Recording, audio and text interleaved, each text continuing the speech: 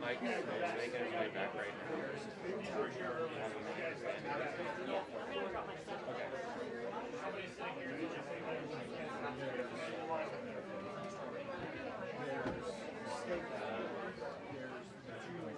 You guys can't move this back. You guys got to move back. They were right there. It's so funny how few people are there. If they didn't move back, you guys got to move back.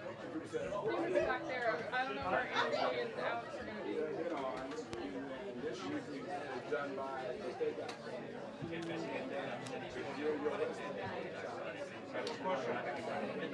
I don't have any answers.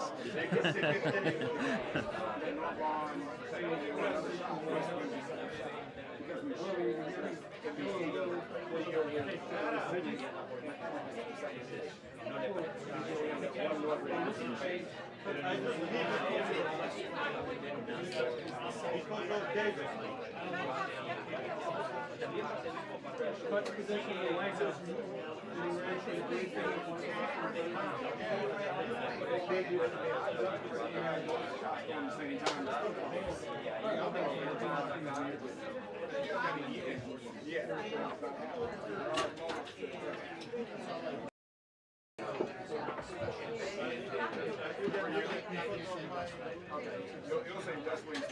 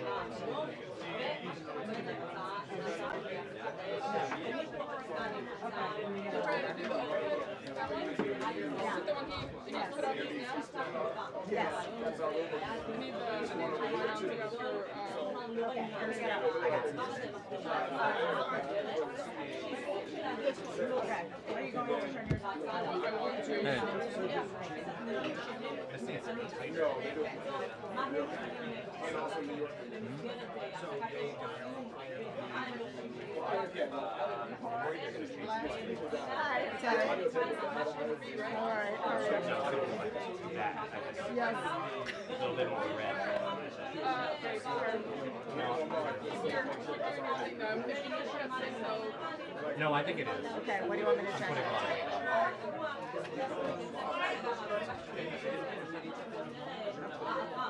I'll take a look.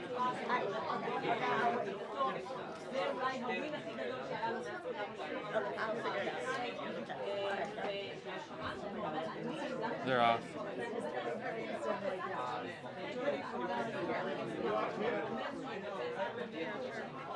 Do you want to do it? Go ahead. I think they want you to do a mic. We will, just a second. Mic check. Right here, on the floor. Channel 1. Channel 1. Check 1, 2, 3, 4, 5. Question, that's good. Huh?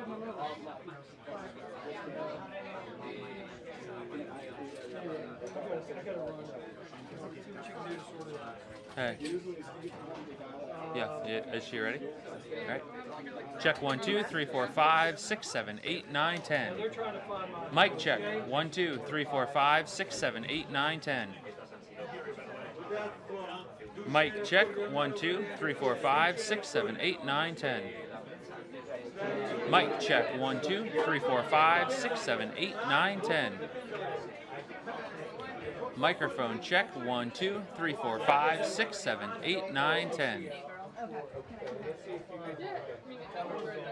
Check 1, 2, 3, 4, 5, 6, 7, 8, 9, 10. Microphone check 1, 2, 3, 4, 5, 6, 7, 8, 9, 10.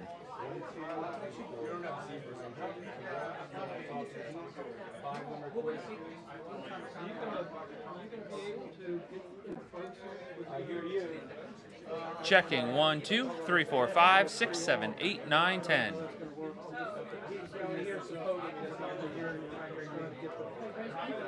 Let me see you Yep. Hey, sorry, what? You hear me?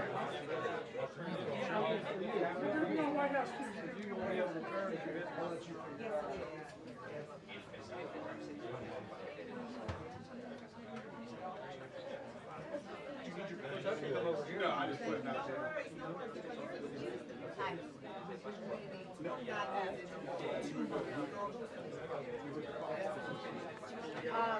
Second question is, I think the focus is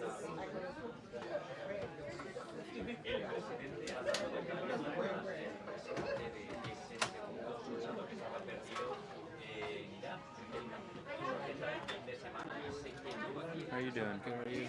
Doing good.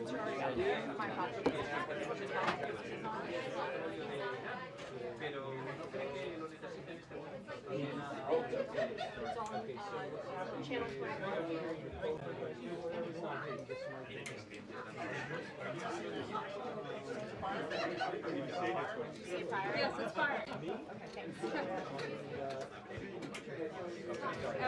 Yeah. Can you close your screen? The battery? I don't know. I haven't set it up like that, so I'll ask him. Hold on.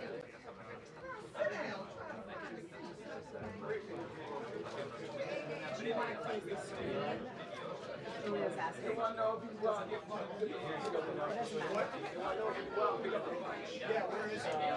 I don't know.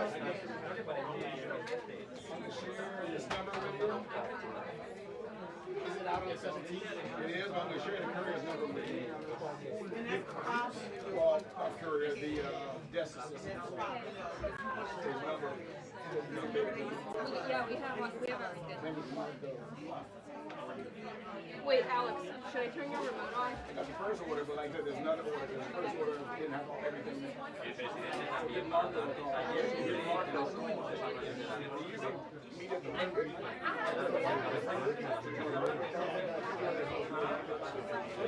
Give Marco a call.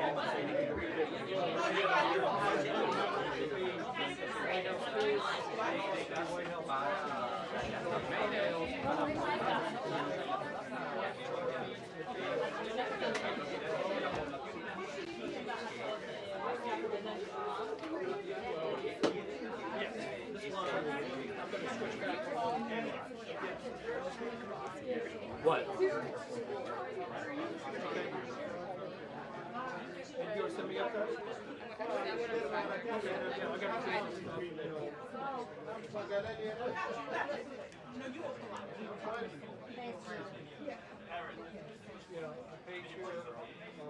Push what button? On your camera? Which? This stuff has to go, folks. I told them too, they pushed it all this stuff has to go. This is spot control. Excellent. That's the iffy one. I know, I pressed it. Which button? Just call me. Hold on.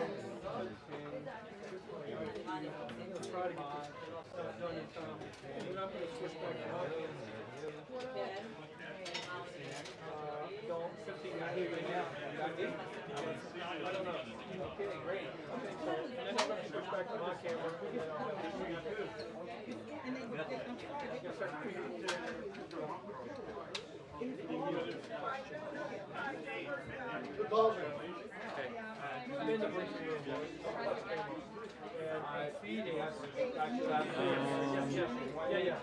You need me to do a preset?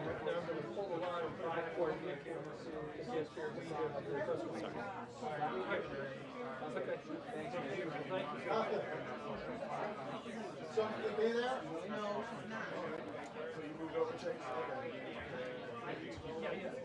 And we can't record it where Taylor is. It has to be back here. Can I get him?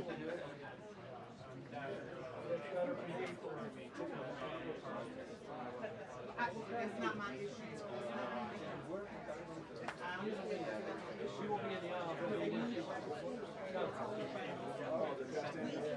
Okay. You still need me to get Mike or a sign off, or is this exactly how it was before?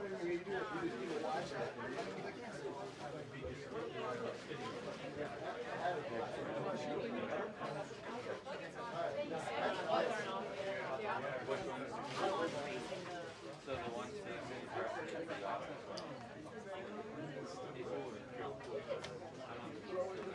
you guys direct me. Whatever you want me to do. Oh, she said it wasn't. Lower.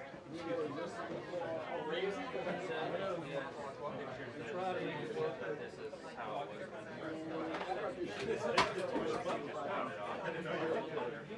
What were you saying? Oh, there's a little button right there. Right on. No, it's yeah, obviously. That's the button I should press. It doesn't even look like it. No, I was trying to pantomime where it is on the camera, but of course it makes no sense. I was just pressing every button like I should. It's not great. I don't know.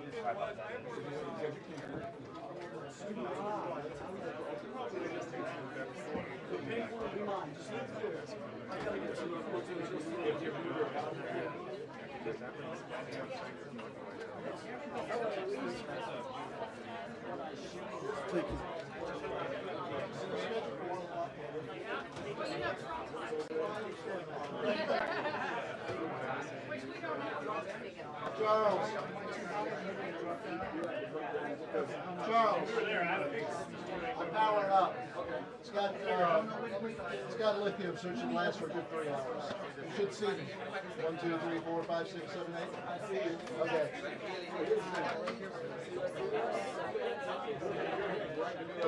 All right. Yeah.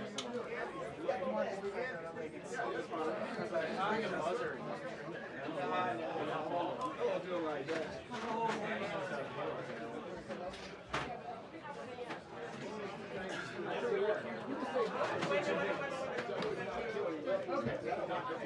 I mean, it's hard that I know where it is. Right over there, so we're all good. Hey, Mike, I don't know more. Mike got it. Oh, she's on the phone. Stay right there. Thanks, Tom.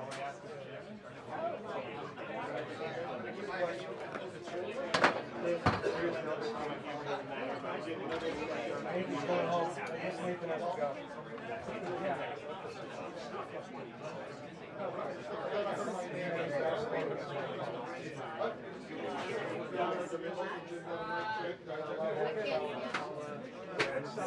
That's all right. That's all right. They were gonna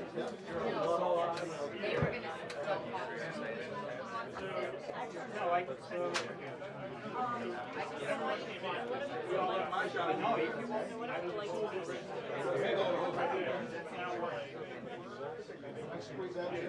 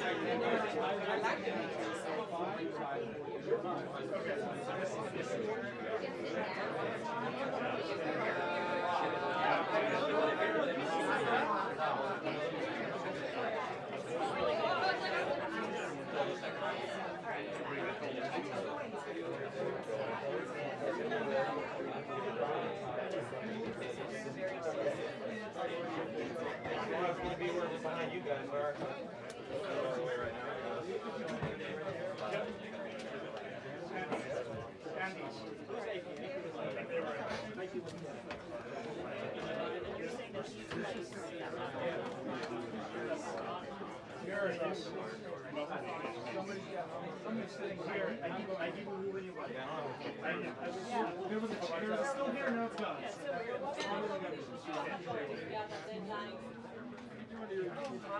There was a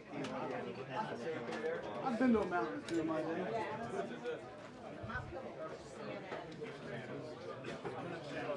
Andrew, I'm coming next to you. I'm on that big stool. Come on.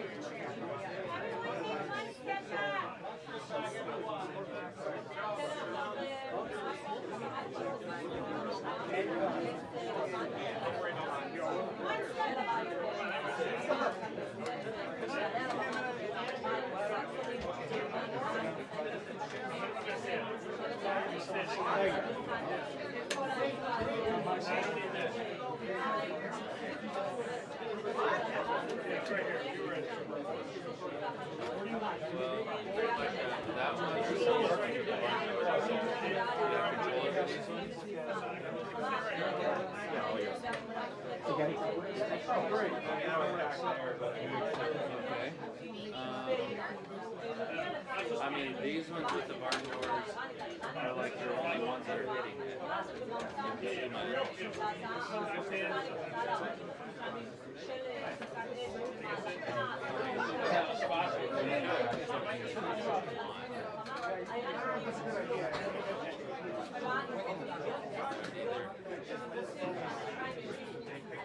The only viable thing was those 3 sky panels that they don't want.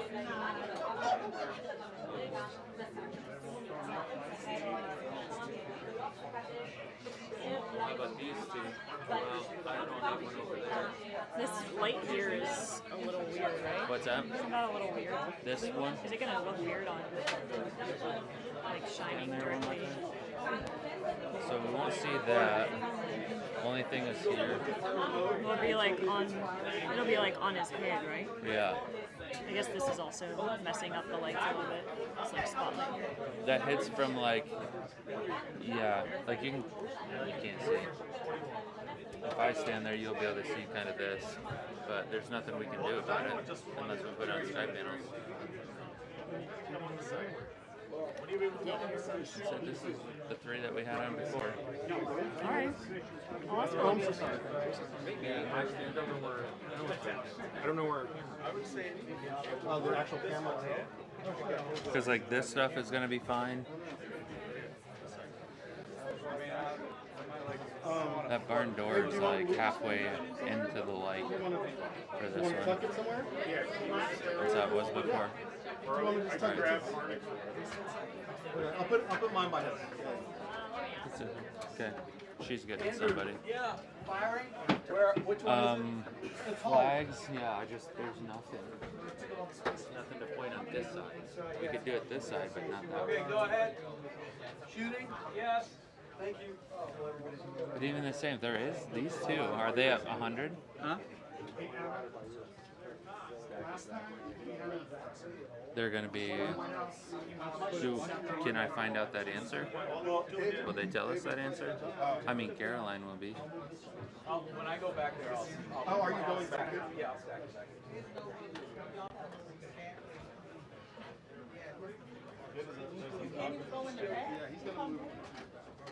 Even still, so this is me here. And he's gonna do a quick walk. The White House photographer so they can. Yeah. And then here I'm okay, yeah.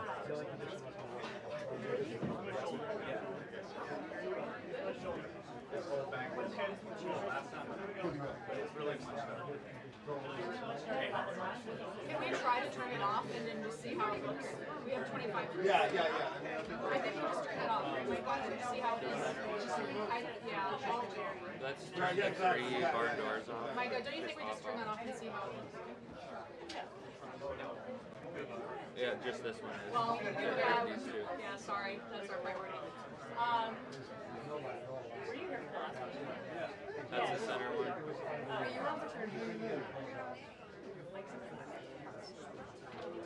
Just turn them all off. Yep. We only got the center one off. We need this 2 sides. Yeah. Yep. Okay, there's all of them.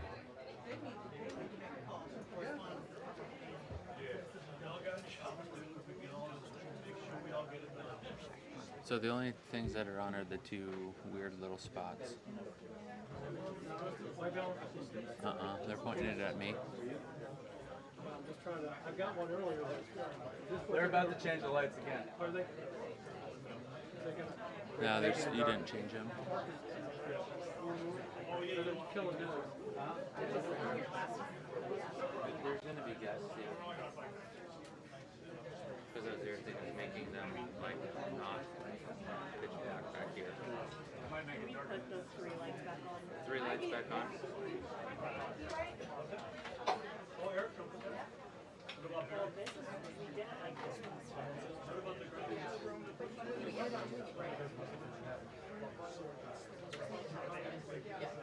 What do you want to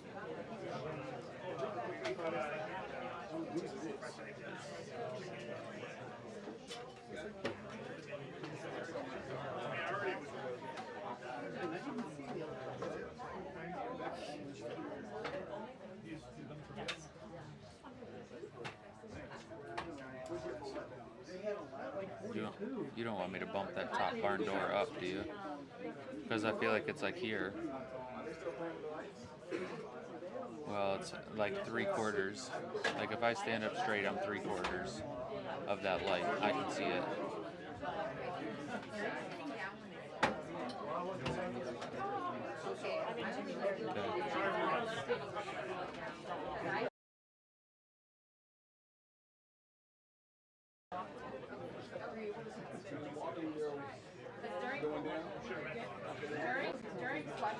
During questions.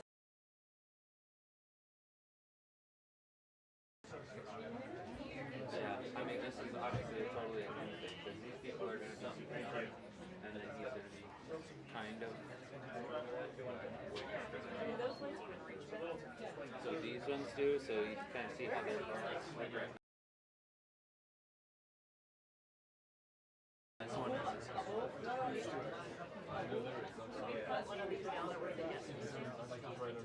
just be like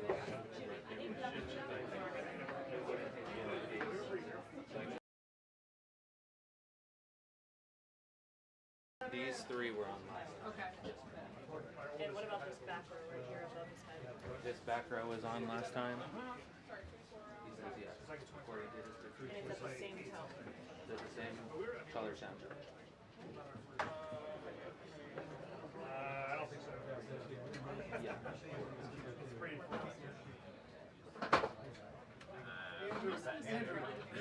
For this event?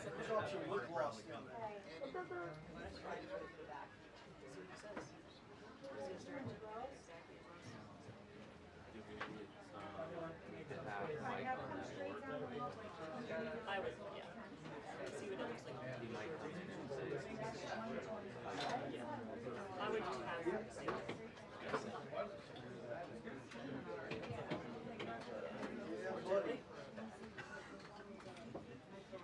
we need to give him a press credential. Mike, we're gonna get you a press credential.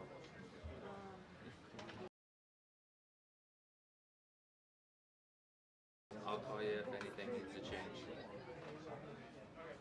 Okay.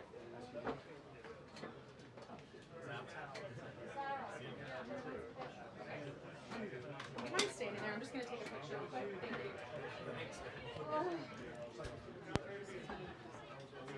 Sorry. Can I stand right there? Sorry.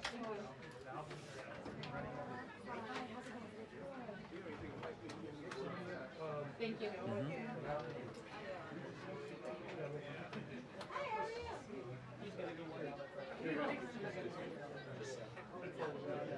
Here, I got a card. Okay, not my card.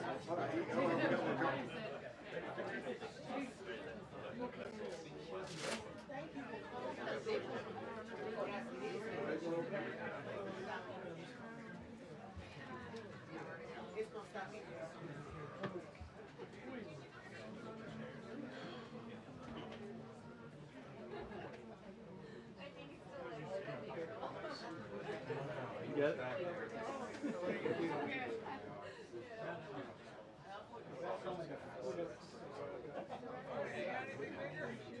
You good?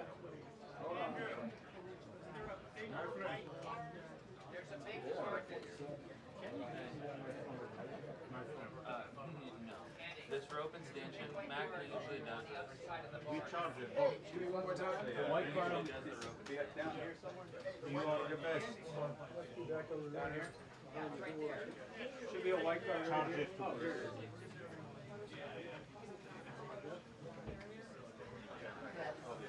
That's not even. Alex. Yeah. Which Alex? Not you.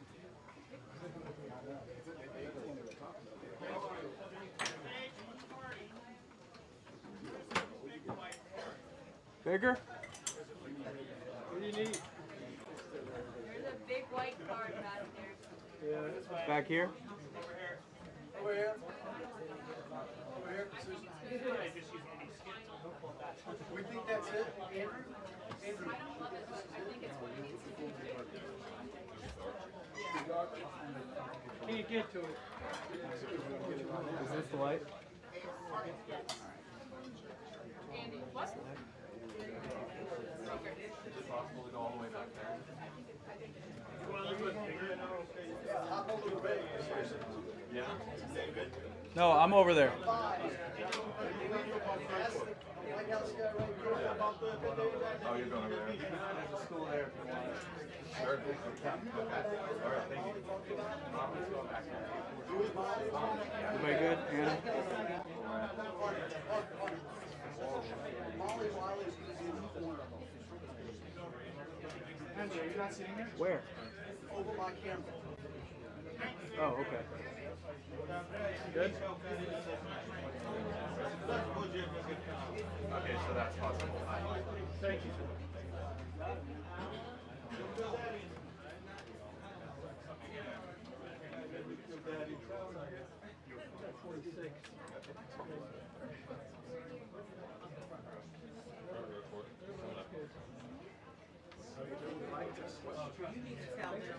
Hey, Alex, what do you got? What white balance did you go with? Auto. I know him.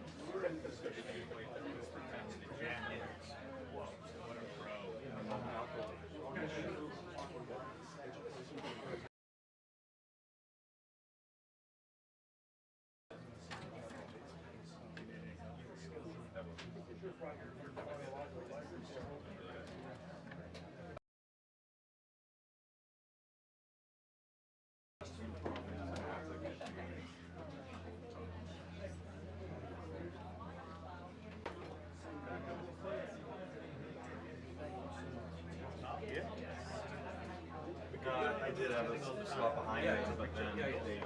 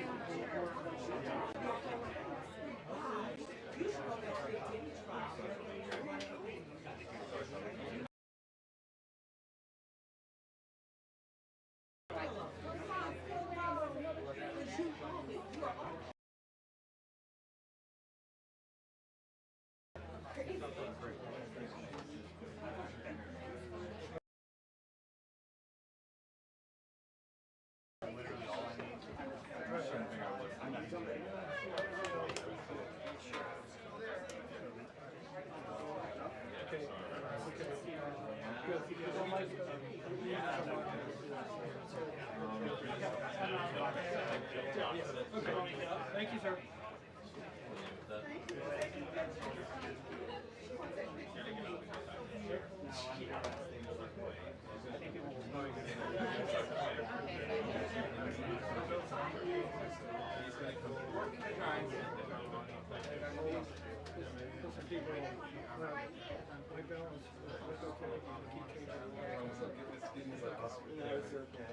the Weight Watchers.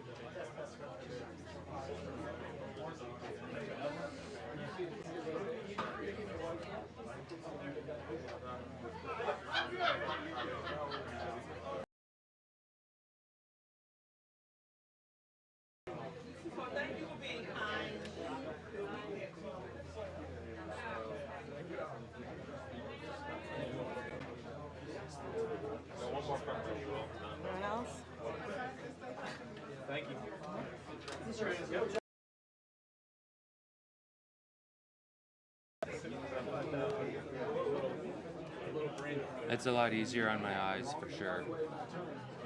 Where were you? You were.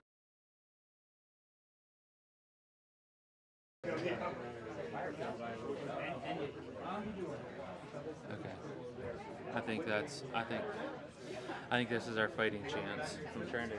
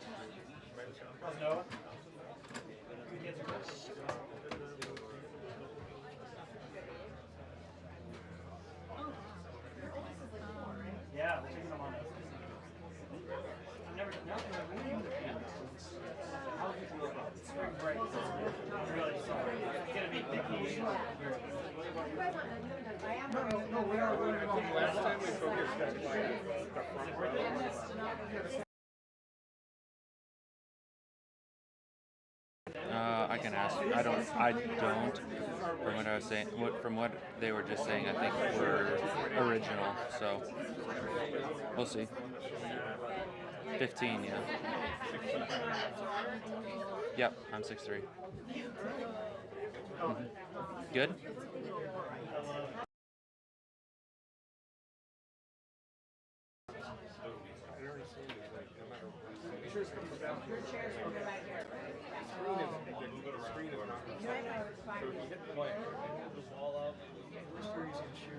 I got you.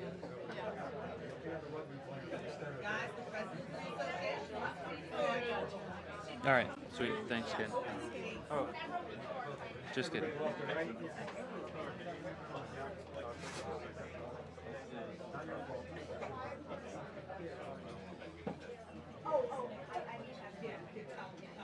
Yeah, not on the seal. Yeah.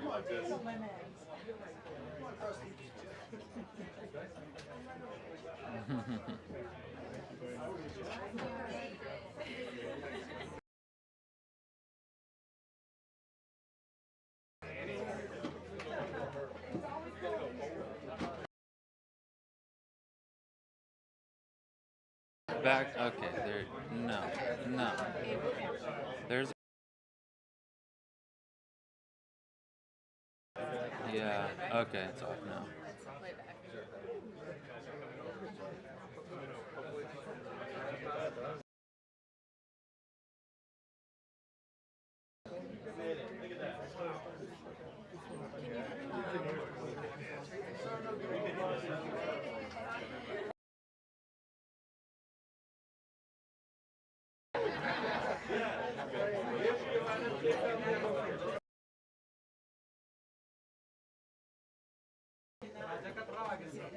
Okay, you're gonna. All right, you're gonna have to call Taylor too. Have someone else call. Yep.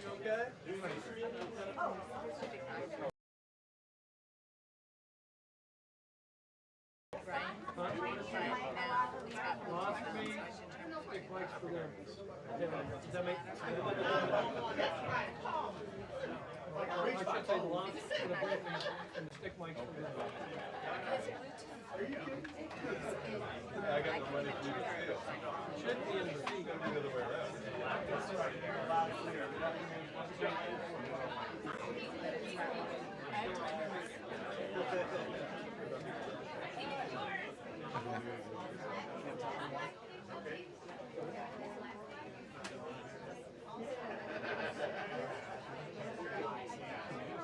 Because of you.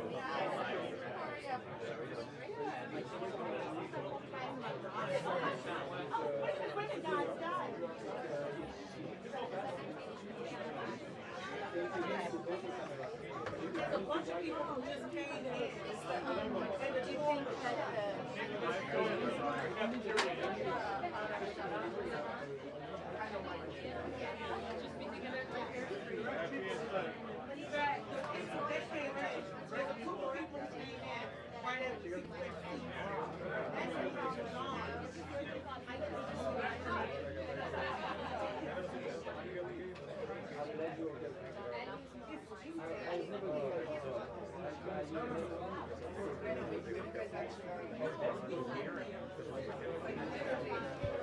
Thank you.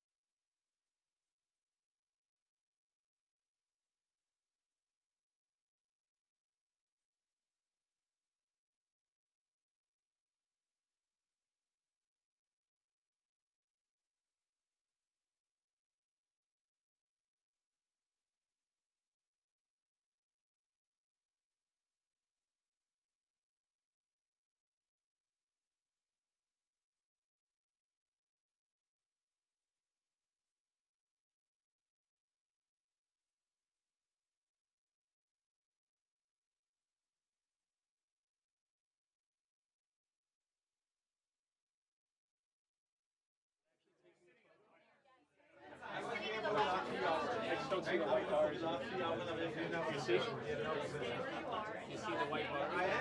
Yes, I do. Micah, you cut in front of me. I've been here for 12 I have here for the last show. I've been here for 6 years. He came in at 11 o'clock. And went over here. To be moved to the back.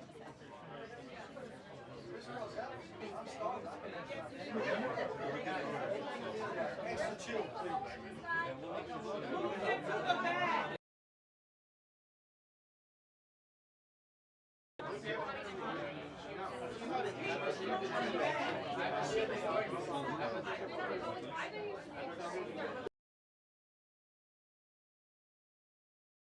Came here at 11 o'clock and then sat here. He needs to be moved to the back because there are a lot of people who've been standing here since before 8 o'clock in the morning. You are not special. Get to the back. I hear you, Gary. Got me? I hear you. Yeah.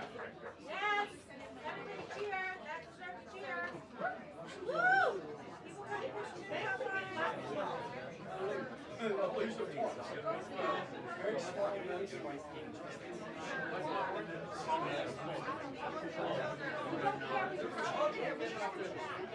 That's what I was thinking last time.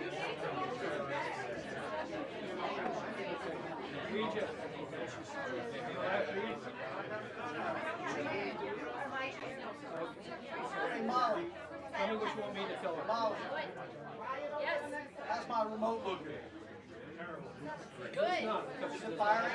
Yes, it is. I also don't know if you can tell. We just powered it off. Yeah, it's fine. I want to talk to you when we are on stage. So much you guys just put it in.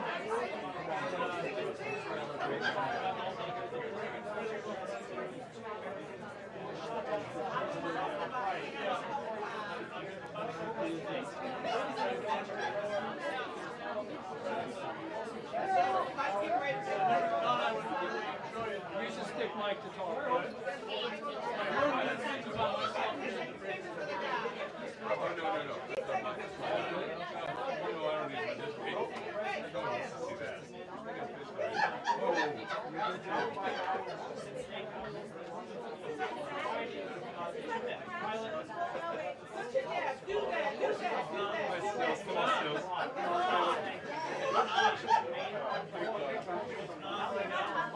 You shot a selfie, better check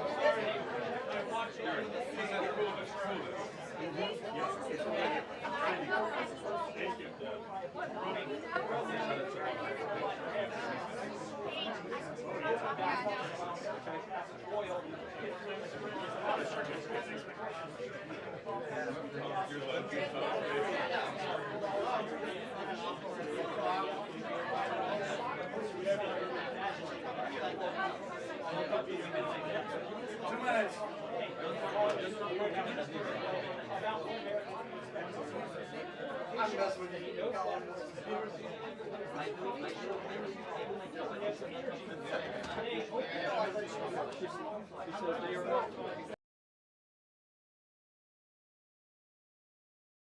I saw her put it in her ear, and she picked up the stick with it. Adjusted. Target military operations. Target what we have been to the president also likes to talk about some of the opposition building this threat that was issued over the weekend, which he said was supposed to be strike power plants as well as other infrastructure in Iran. Ultimately, that's where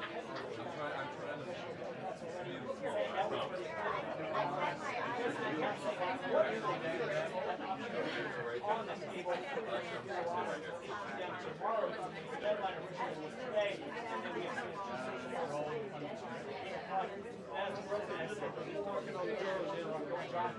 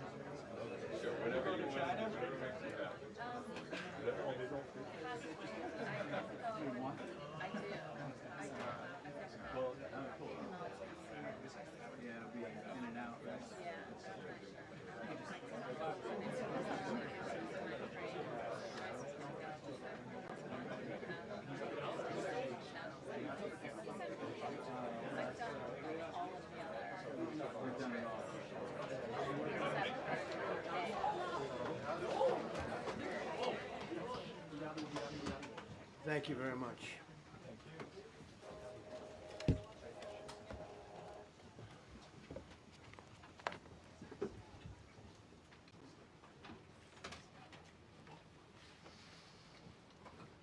It's a great honor to be with you, and happy Easter. We had a great Easter. This is one of our better Easters, I think, in a lot of different ways. I can say militarily, it's been one of the best. So, good afternoon. We have quite a bit to discuss. We'll go into pretty good detail.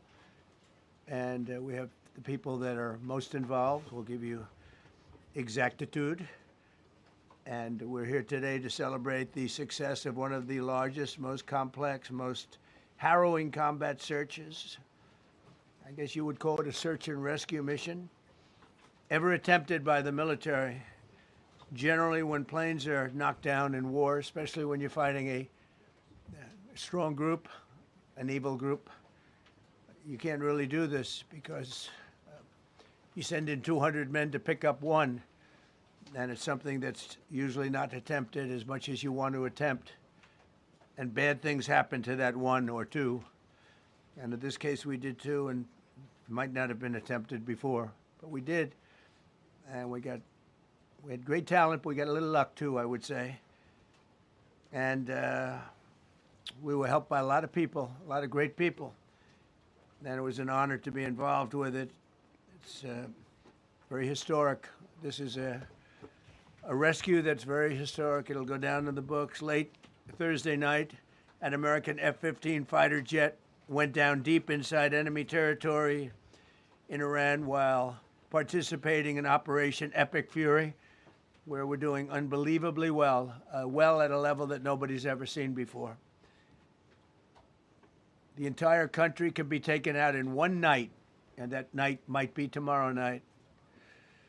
Both members of the crew ejected from the aircraft and landed alive. On Iranian soil, I immediately was asked to make a decision. I ordered the U.S. Armed Forces to do whatever was necessary to bring our brave warriors back home. A risky decision, because we could have ended up with 100 dead as opposed to 1 or 2. It's a hard decision to make. But in the United States military, we leave no American behind. We don't do it. Within hours, our armed forces deployed 21 military aircraft into hostile airspace, many flying at very low altitude, being shot by bullets. You bring rifles into play when you're going that low, but there are also certain advantages. And in broad daylight over Iran for 7 hours, at times facing very, very heavy enemy fire. We have a helicopter that's got a lot of bullets in it. It's amazing. We just realized how good those weapons are. Our machines are. Nobody has the equipment that we have, and nobody has the military that we have. Not even close. We're the most powerful military anywhere in the world by far. The flight crews and warfighters aboard those aircraft took extraordinary risks to rescue their fellow service members. This first wave of search and rescue forces successfully located the pilot of the F-15, and he was extracted from enemy territory by an HH-60 Jolly Green II helicopter. Fabulous machine as our warriors faced gunfire at very close range. It's amazing that when you look at the machinery, what happened, that nobody was even injured. Meanwhile, the second crew member, a weapons system officer, highly respected colonel, had landed a significant distance away from the pilot. When you're going at those speeds, even if you go out 2 or 3 seconds later, it's miles and miles away because you're going fast.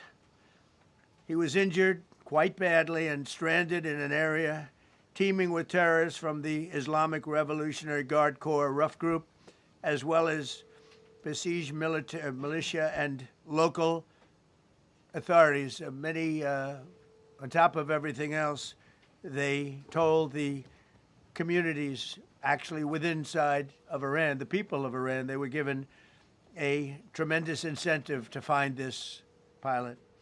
Despite the peril, the officer followed his training and climbed into the treacherous mountain terrain and started climbing toward a higher altitude, something they were trained to do in order to evade capture.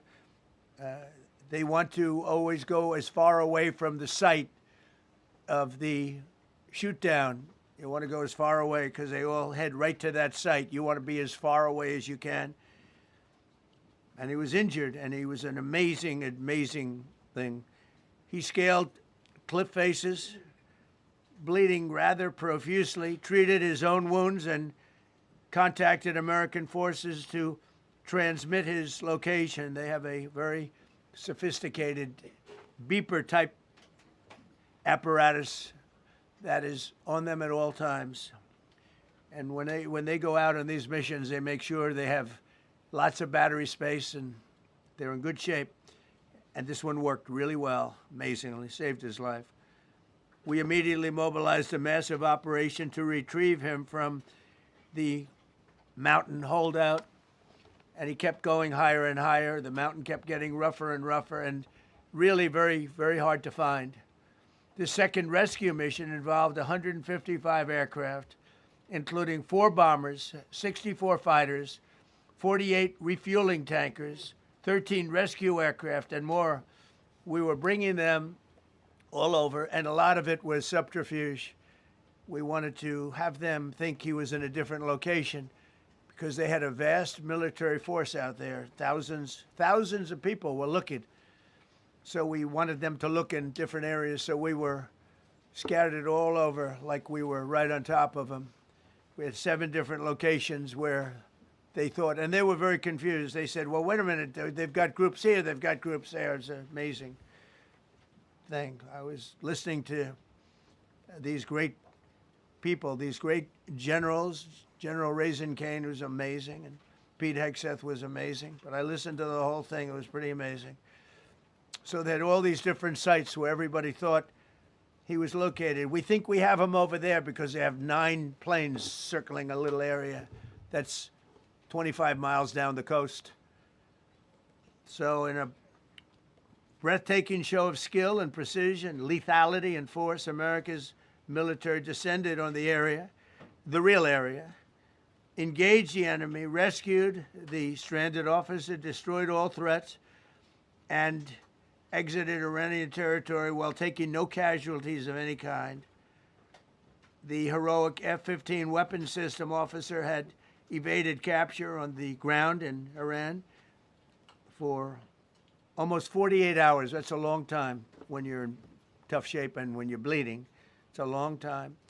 When we left, as you probably know, we had 2 large planes, pretty old planes that carried a lot. We needed a lot more equipment going in than coming out, obviously, because going in, we needed to be able to scale mountains, and we had a lot of equipment. But the sand was sandy, wet sand, so we thought there may be a problem taking off because of the weight of the plane, and then we also had all the men jumping back onto the planes, and they got pretty well bogged down, and we had a contingency plan, which was unbelievable, where lighter, faster aircraft came in, and they took them out. We blew up the old planes. We blew them up to smithereens because we had equipment on the planes that, frankly, we'd like to take, but I don't think it was worthwhile spending another 4 hours there taking it off. So we didn't want anybody to have, we have the best equipment anywhere in the world. We didn't want anybody examining our anti-aircraft and other equipment. So these were large planes that were old and pretty old, and we blew them up. And we had faster, lighter planes come in, and they were able to land on the sand. We needed the bigger planes because we had so much equipment that we needed. We took 3 helicopters over there, which were very strongly used, and couldn't have lived without them. They did, and they performed unbelievably. The plane, and these guys had them. The rotors were off. They rebuilt these helicopters. More amazing things. These are helicopters, small, unbelievably powerful, but small, very small, so it can get into certain areas.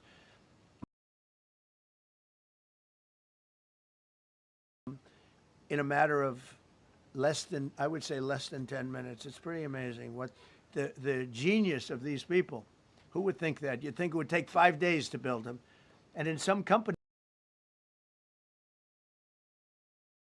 as well, as Commander-in-Chief, I never forget the extraordinary risk taken by the warriors that we send into battle and the genius. I mean, think of it, having a contingency of 3 planes waiting because we think the sand is so bad that we probably won't be able to take off.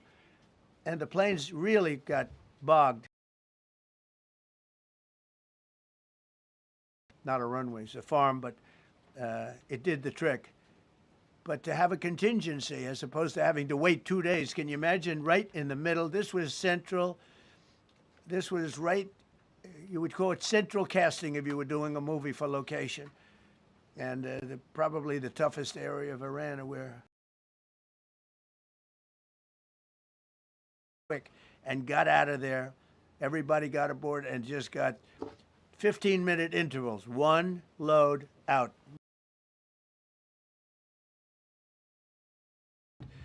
And we were watching, and we said, that's amazing. It's in many ways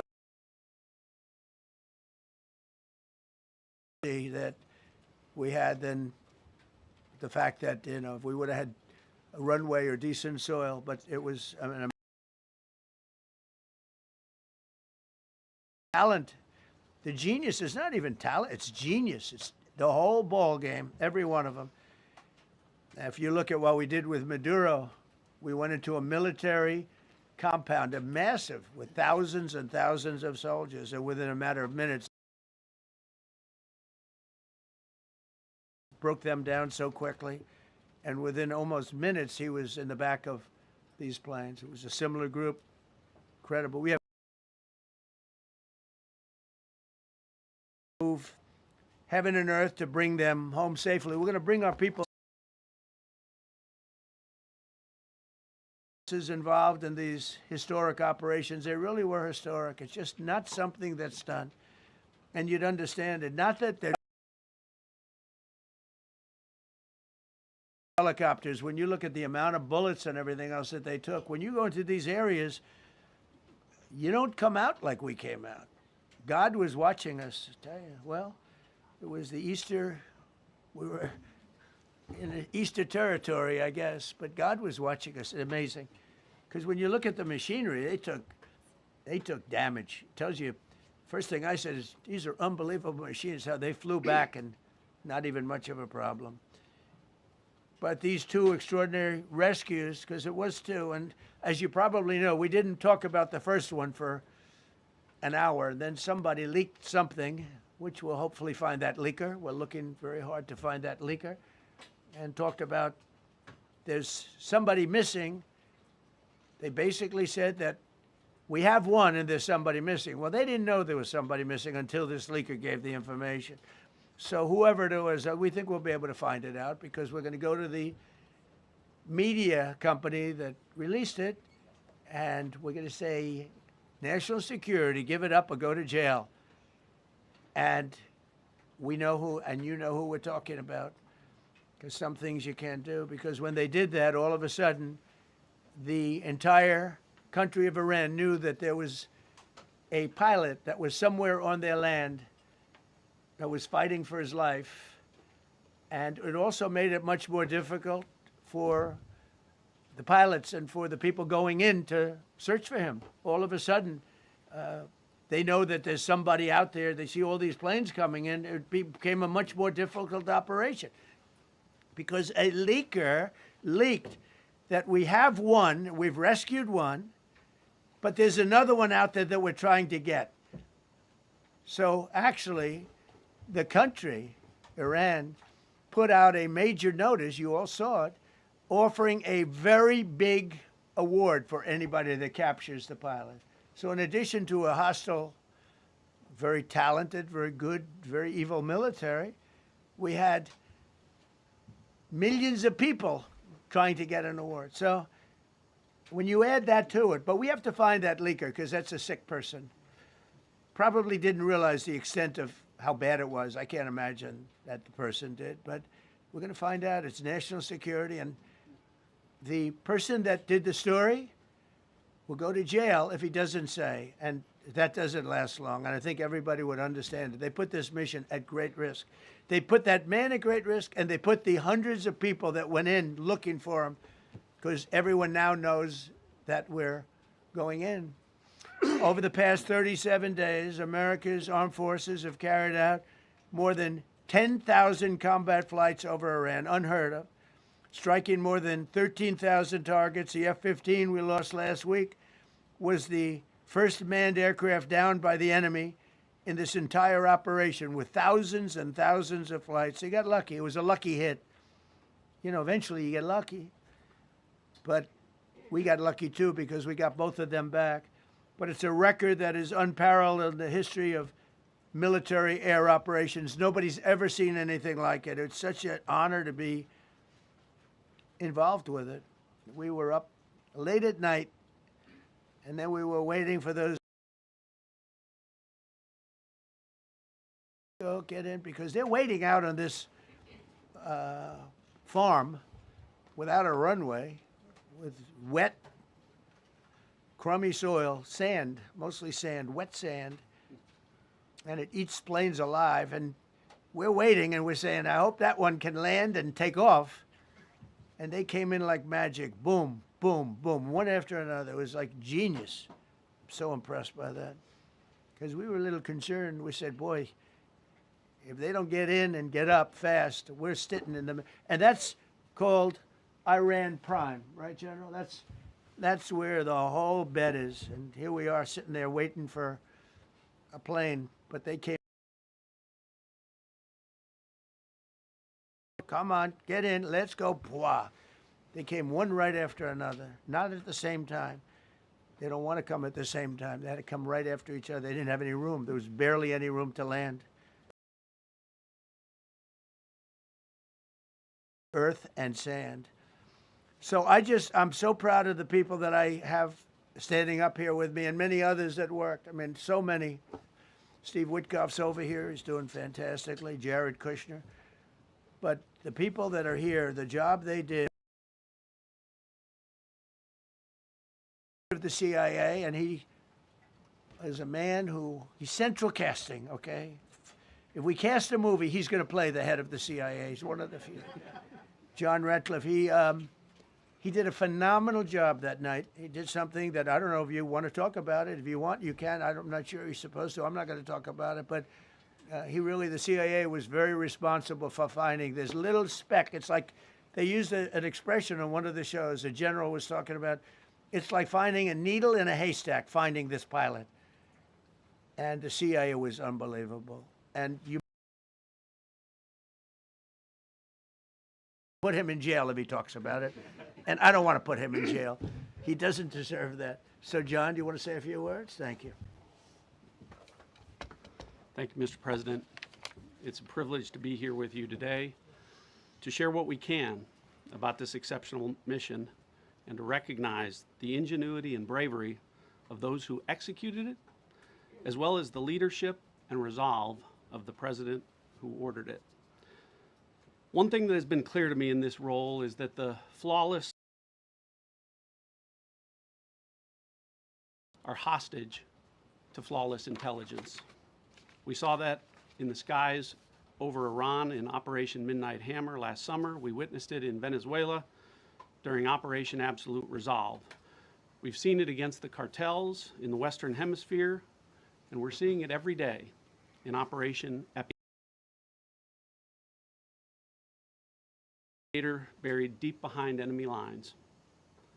Because it is the unique tradition of the U.S. Armed Forces that we leave no man or woman behind, this was a no-fail mission. That was the spirit in which the President put us to work. Wore our airmen down. As an agency, the CIA possesses unique capabilities that only the President or covert action authorities. And because covert means exactly that, I'm not going to be able to tell you everything that we deployed both human assets and exquisite technology to a daunting challenge, comparable to hunting for a single. This was also a race against the clock, as it was critical, while at the same time keeping our enemies to the human and technical assets deployed by the President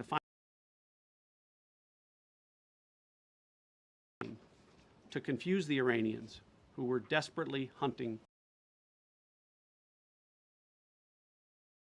We achieved our primary objective by finding and providing confirmation that one of America's best and bravest was alive.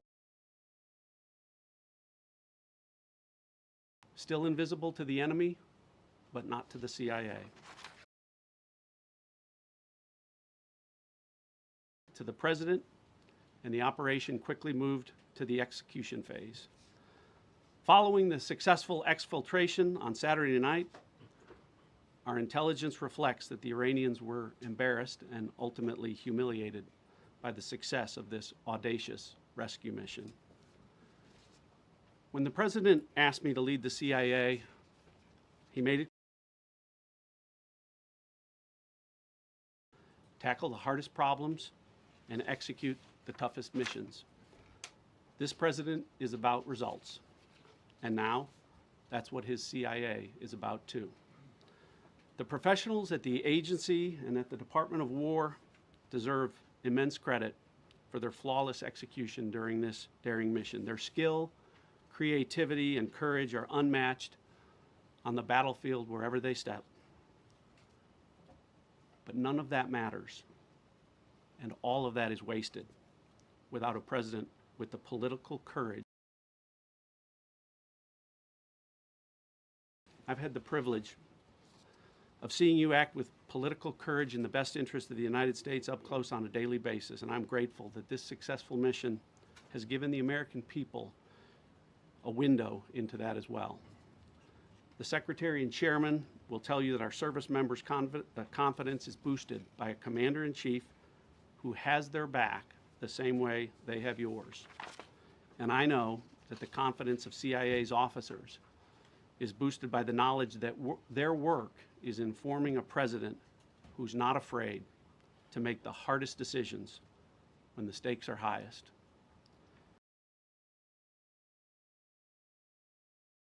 Should be boosted by knowing that the security of the nation is in the hands of a president who's willing to take on problems that have half a century. It is an honor to serve under a leader who just proved that you can believe him when he says, behind, we will come for you. Thank you.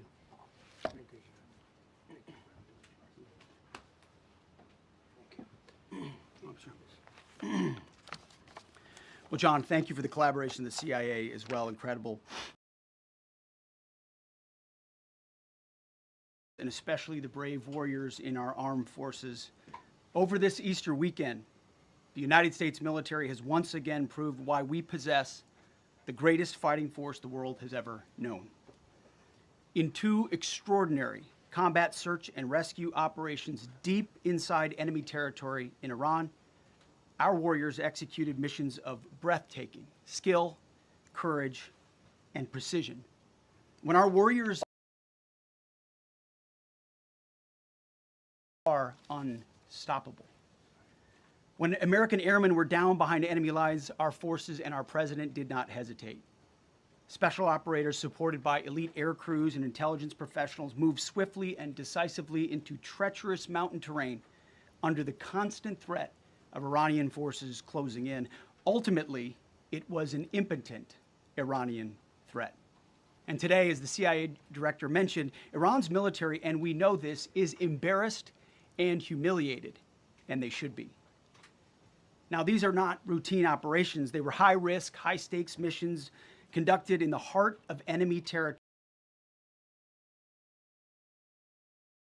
involving coordinated strikes to suppress threats, deception tactics to protect our teams, and full synchronization across air, ground, and special operations. The Iranians are still asking themselves right now, how did the Americans do this?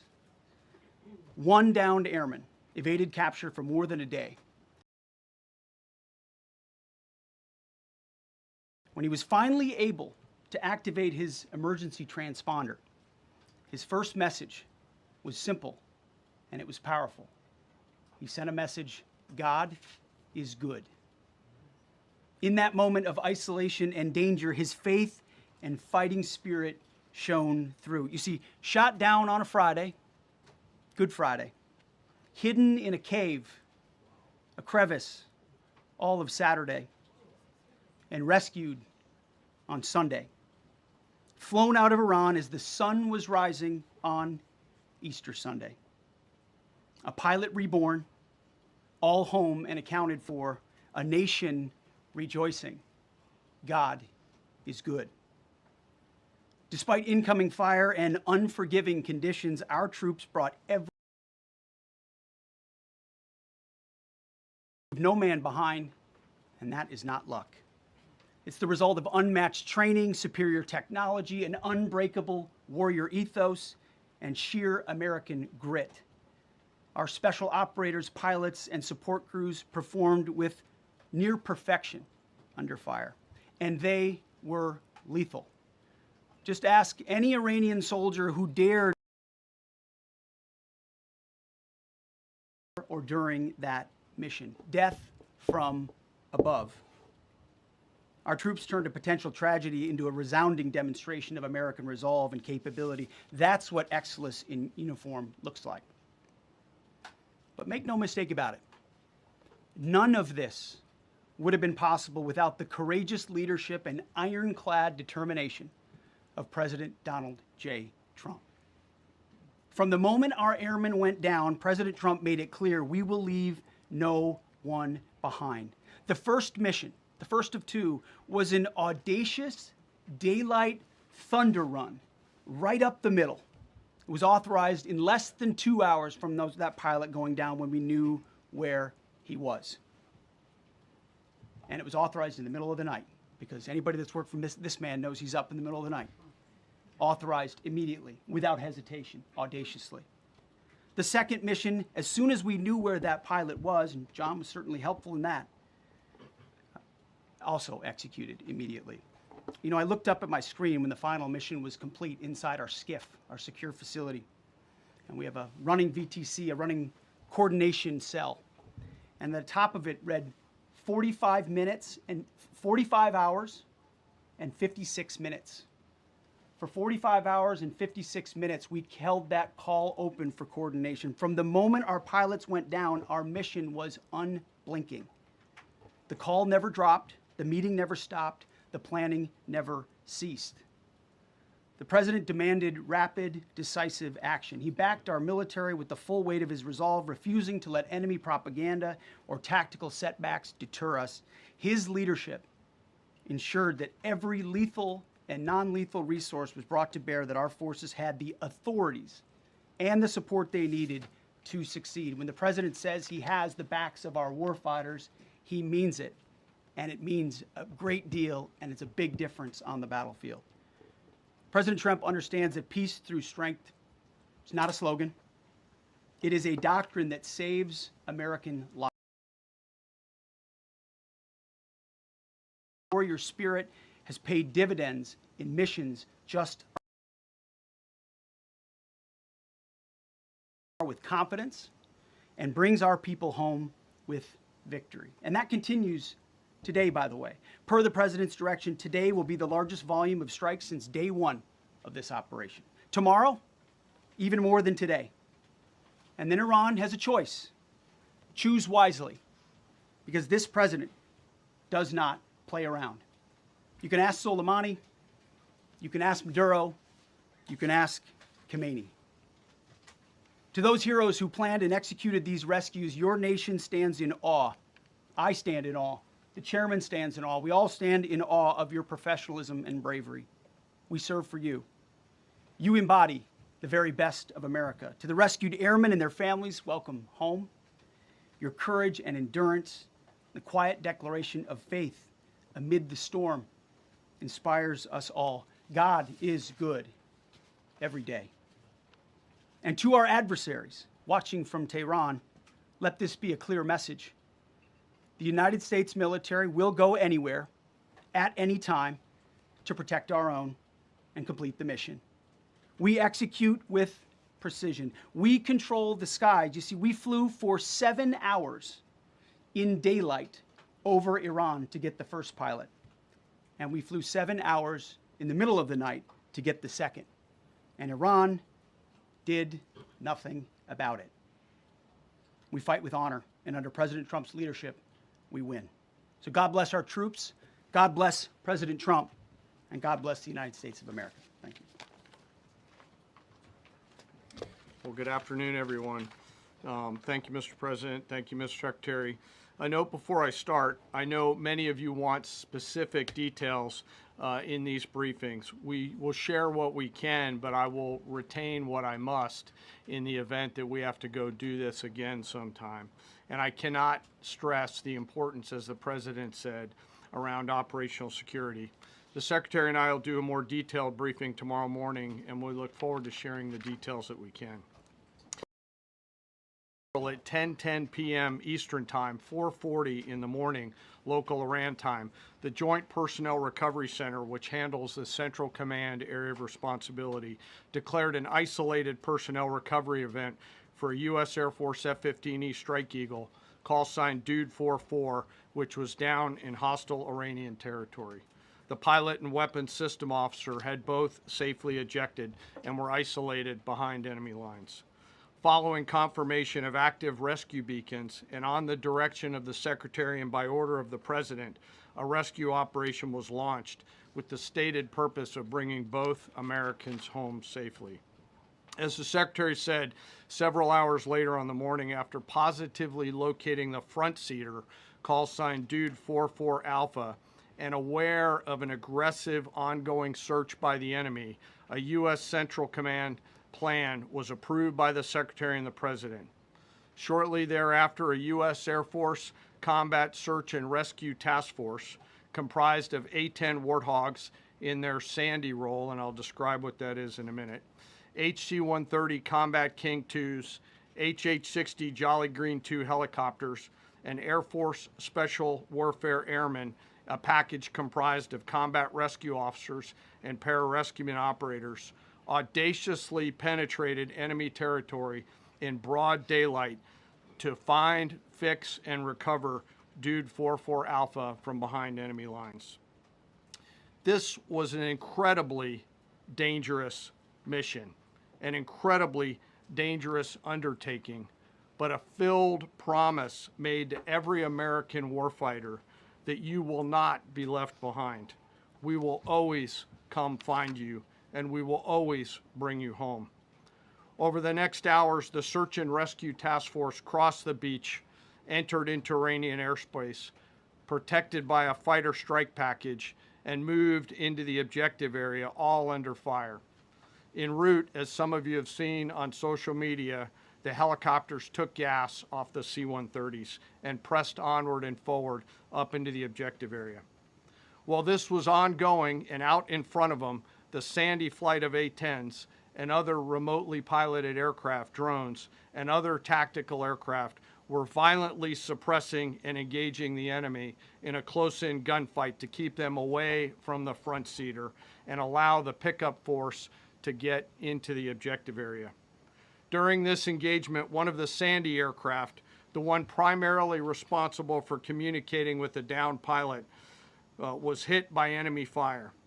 This pilot continued to fight, continued the mission, and then upon exit, flew his aircraft into another country and determined that the airplane was not landable. This was one of our A-10 Sandy aircraft. The pilot then made the decision to eject over friendly territory and was quickly and safely recovered and is doing fine. After picking up Dude 44 Alpha, the HH-60 Jolly Green fight was engaged by every single person in Iran who had a small arms weapon. And one of the aircraft, the trailing aircraft, took several hits. The crew sustained minor injury, and they are going to be fine. A note for those of you that do not know what a Sandy does. Named after the flight call sign that did this very mission in Vietnam, flying A-1 Sky Raiders and A-7 Corsairs, a Sandy has one mission: get to the survivor, bring the rescue force forward, and put themselves between that survivor on the ground and the enemy. They are committed to this. This is what they live for, and this is what they've trained for over many, many years. The A-10 force and the rescue force did a fantastic job rescuing Dude 44 Alpha. He was recovered Friday afternoon. As I said, and the nation needs to know this, this was an incredibly brave and courageous mission, and a testament to the courage, skill, and tenacity of the joint force and our leaders. And especially a daylight option, having the guts to try, means so much to so many. Meanwhile, the backseater, as the President and the Secretary have said, had continued to work and survive. Through the hours of daylight, Dude 44 Bravo, the backseater, evaded. Using every means available, the efforts of the United States military, the Central Intelligence Agency, and others were attempting to find and locate with precision Dude 44 Bravo, the backseater. A note on the back seater and the front seater. The single most important contributor to a successful rescue operation is the spirit of attack inside the heart of that downed aviator. Their will to survive, their will to evade, their will to recover is everything. In this case, the backseater's absolute commitment to surviving made much of our efforts possible. On Saturday, 4 April, after establishing positive communications with the backseater, we learned, as the President said, that he was injured and actively evading enemy forces. And thanks to our interagency partners, we were able to get eyes on his location and positively ID him. Throughout this entire time, the enemy force continued to search for 4-4 Bravo, and the joint force continued to strike them over and over and over again. Fighting off marginal weather in Iran and the enemy's search for a second time on Saturday, at the recommendation of the CENTCOM commander and at the approval of the Secretary and the President, we launched a rescue task force to recover Dude 4-4 Bravo. Again, this came to the President and the Secretary for approval, this time with a much larger force package based on the time that the enemy had to prepare to find 4-4 Bravo. Again, this force was protected by A-10 Warthogs using the Sandy call sign. And this force had one single mission: do everything they can to bring an American home. This meant having a plan, being prepared to execute that plan, and, more importantly, being prepared for multiple, simultaneous contingencies. And because of this force's professionalism, grit, and determination, fight off two enemies at the same time: the enemy searching for 4-4 Bravo and contingencies, which anyone who has done these types of missions knows we run into every single time. The force fought off both of those enemies incredibly well. During the period of darkness on Saturday, and as the Secretary said, into Easter Sunday and into the daylight, the force fought its way in and rescued Dude 4-4 Bravo. They were protected overhead by an air armada, including tactical drones, strike aircraft, and others.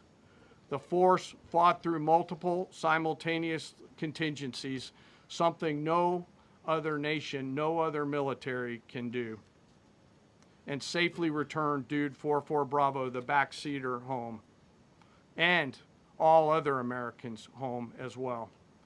At midnight 12 local Eastern time, Easter Sunday, more than 50 hours after the start of this operation, the Joint Personnel Recovery Center declared Dude 4-4 Bravo, both the front and back seater, returned to friendly territory. The courage demonstrated by both the pilot and the weapons system officer while isolated and them invading the enemy cannot be overstated. Their grit and warfighting tenacity is a direct result of the absolute trust they have in our rescue forces, their training, and their will to survive and return. They always knew that we would be ordered to go get them, and they always knew that we would be coming to get them. These two operations reflect our nation's most sacred obligation to our military service members. We leave no one behind, bless you. It also perfectly captures the first truth of our special operations forces, that people are more important than hardware.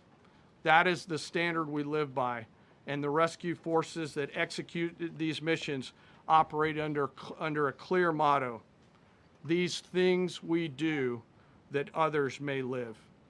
Their actions were a direct embodiment of that commitment to others, and I could not be more proud of each and every one of them today. As the Secretary said to our enemies, this operation serves as a clear reminder of the capability and will of America's joint force. The United States of America will recover our warfighters anywhere in the world, under any conditions, when we want to. We will always bring overwhelming skill and firepower. To every member of the joint force, our interagency partners, the leadership at CENTCOM, and our leaders at the department and above, thank you. I'm proud of each and every one of you and thankful to our deployed forces and their families. And lastly, and most importantly, to Dude 44, welcome home. Job well done. Thank you.